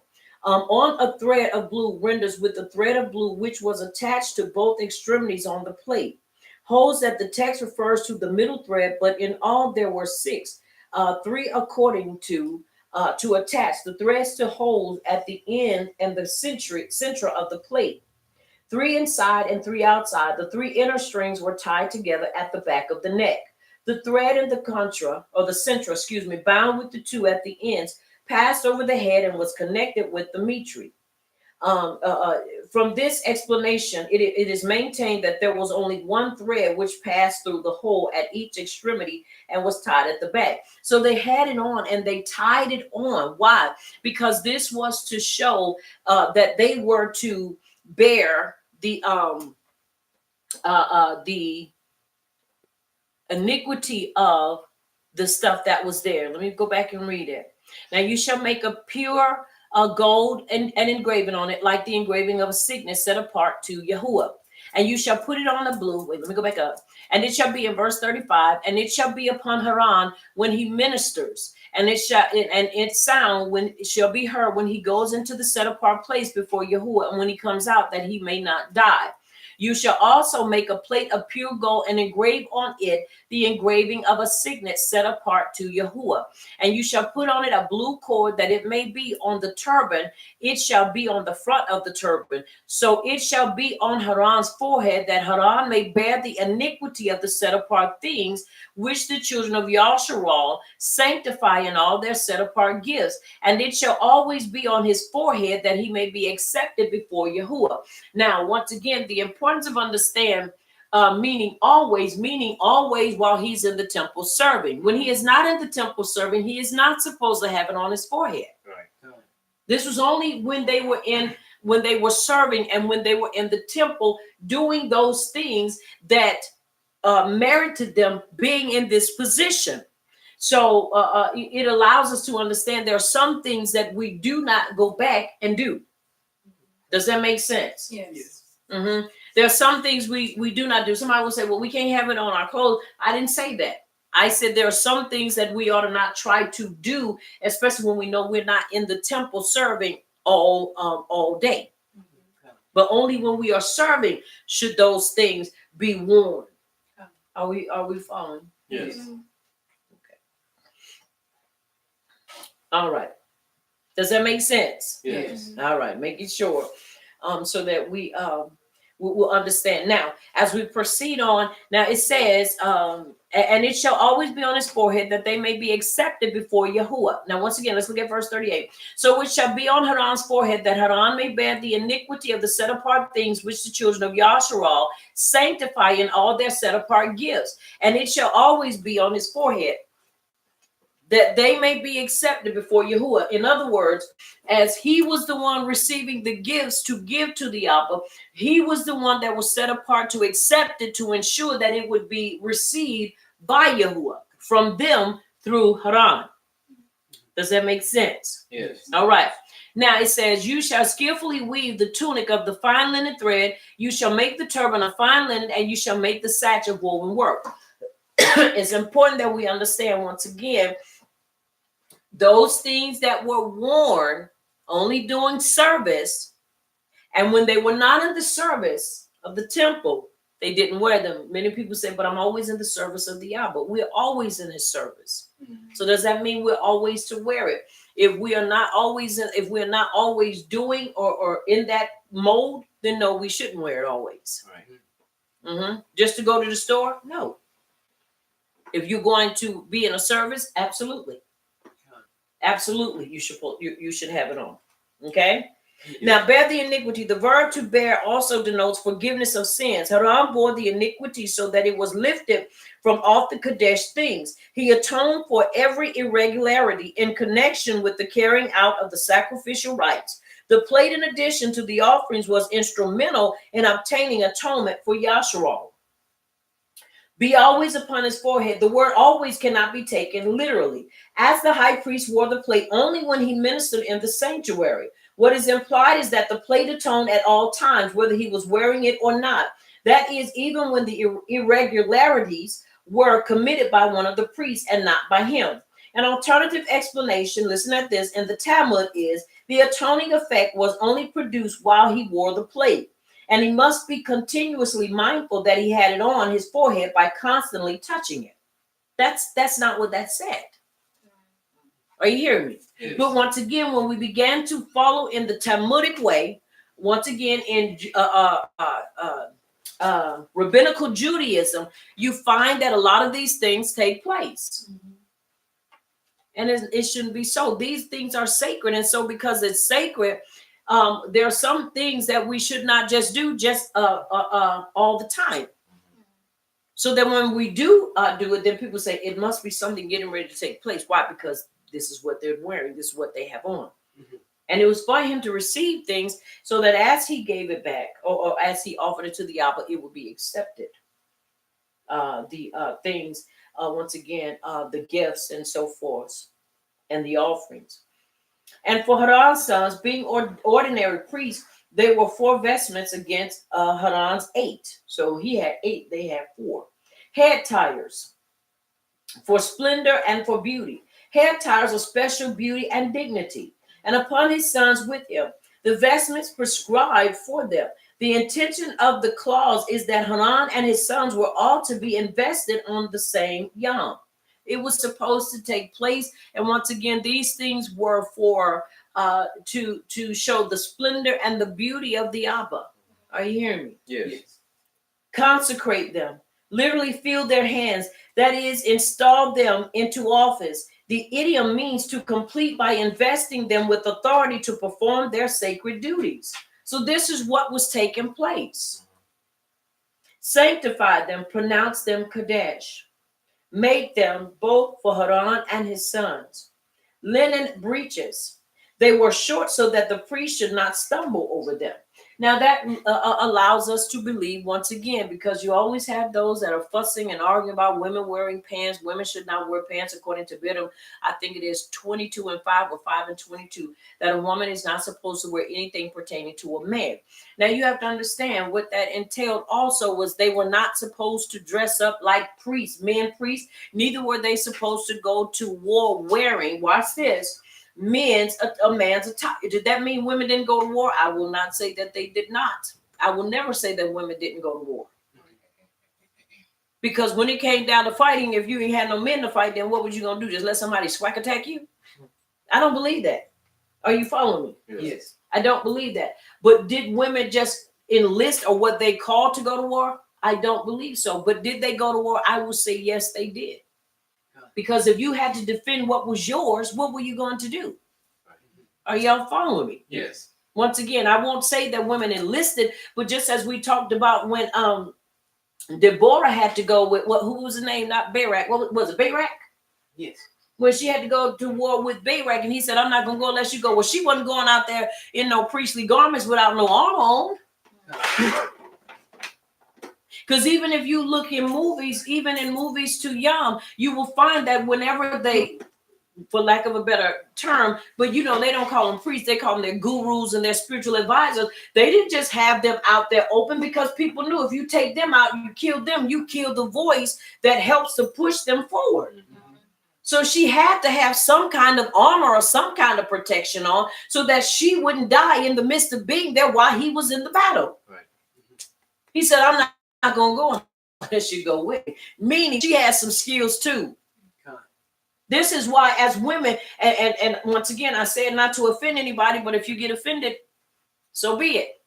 Never ever just let your Isha be no Barbie doll. Okay. Because what if a situation comes about and you get knocked out? What's she supposed to do? Stand up there and doll them to death? She just gonna sit up there and be pretty to death? No, she better learn how to do exercise and defend you and her.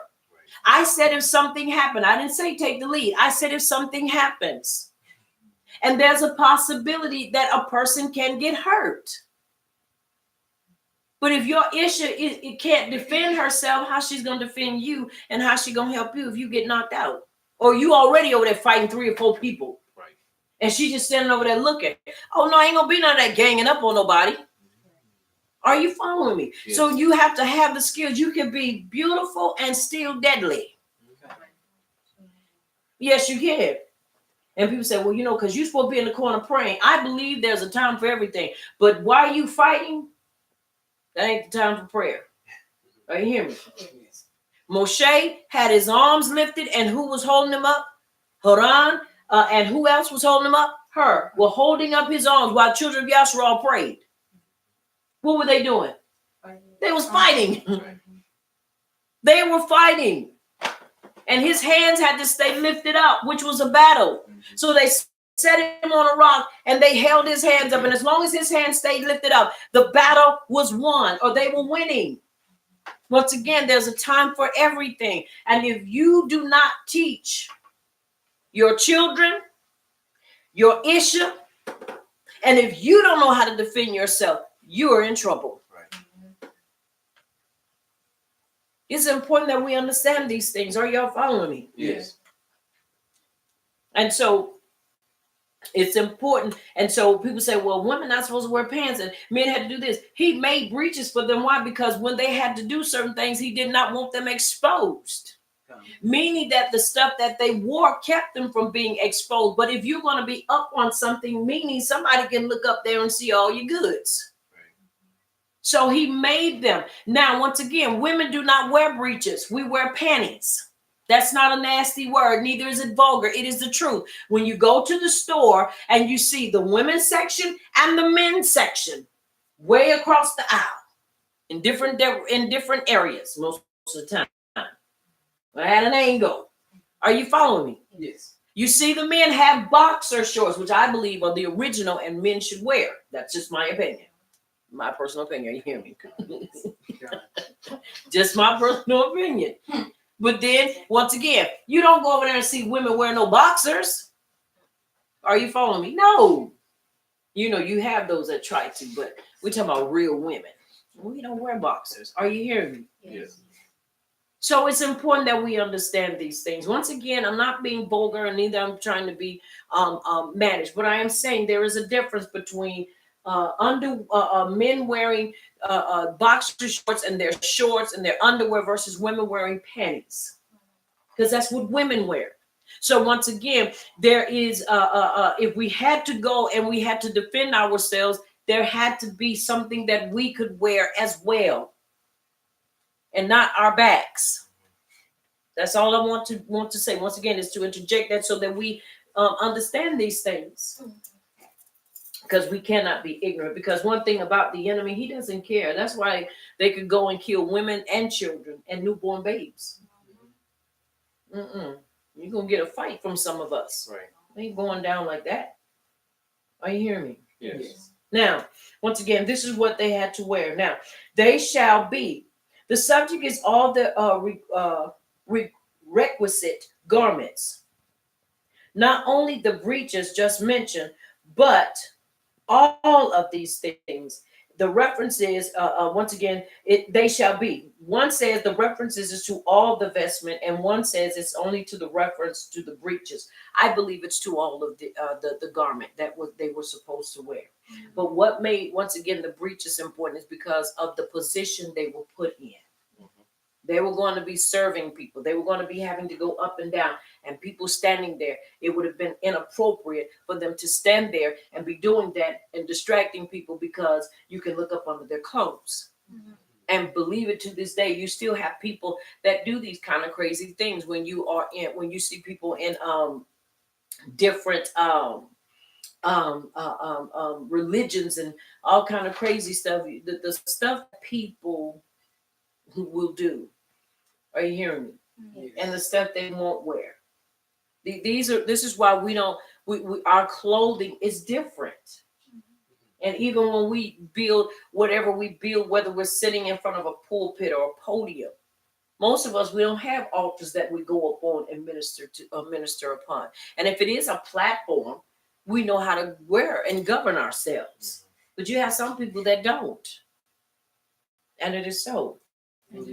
When they go in to burn incense or light the lamps, bear not iniquity, and a priest officiating without vestment rendered himself liable to death at the hand of Yahuwah. So it's important that we understand. So somebody would say, but if we don't wear all that, then what happens? If we don't govern ourselves accordingly and go into the presence of the Abba rightfully, we may not die right off, but just wait. Time will show. And you can possibly lose your life. Are you hearing me? Yes. Now we have to understand that we do have Yahushua Mashiach as our mediator who prays for us when we do silly stuff. He keeps us. He prays for us, right. and he covers us.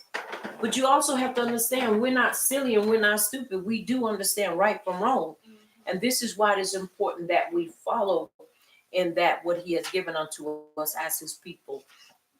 Once again, very important that we understand how to utilize the very thing that back in that time, I would say the information, so that we will find ourselves not lacking and not being foolish. We have to present ourselves in a manner that is right before the Abba, so He will receive our time of prayer. He will receive our a request. If we don't go into Him right, He's not going to receive us. Right. And so this is why it's important that we look over their lives and check out their lives. I want my prayers to be answered. I want even my cries to be answered. Are you hearing me? I want my unspoken requests to be answered and to be heard. But it can't if we don't go in the right way. So He's showing us we have to go in the right way. And it is something about our lives that whether people want to acknowledge or not, there should be something about our lives as the chosen that makes us sound, that gets people attention, that says, hey, wait, y'all, that's our people. I hear them speaking. Right. I'm listening. What is the Abba saying? Because once again, it's important for us to live and not talk this life, but live it. And it is important that we understand everything that He has put before us. Once again, I just want to encourage you to keep your head up, keep your shoulders squared, and keep your heart and your feet in and upon the Torah, because you can't go wrong. And understand when I say keep your heart and your feet in and upon the Torah, I'm talking about Yahush, the Torah made flesh. If you don't stay in Him, you won't make it. Remember, Yehukin told us that he who has the Son possesses what? Everlasting life. So it's important that we understand these things. And by understanding them and walking in them, we will truly have a fulfilled life, a protected life, and a life that is pleasing, I believe, to the Abba. And it is so. I am Aliyah Yasharal, and I am the leader of Messengers of Yahuwah's Kingdom Hebraic Belief Congregation located in South Carolina. I want you to remember here at Messengers of Yahuwah's Kingdom Hebraic Belief Congregation, this is the place where the Torah does the body excellent. Until next time, may Abba Yahuwah Baruch Atah and keep you in His shalom until we meet again.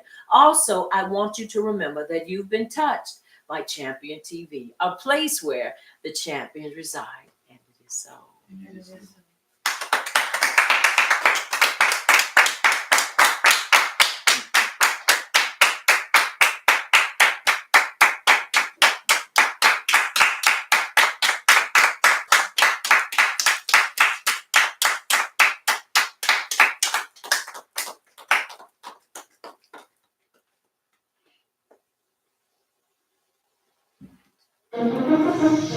This is Champion TV.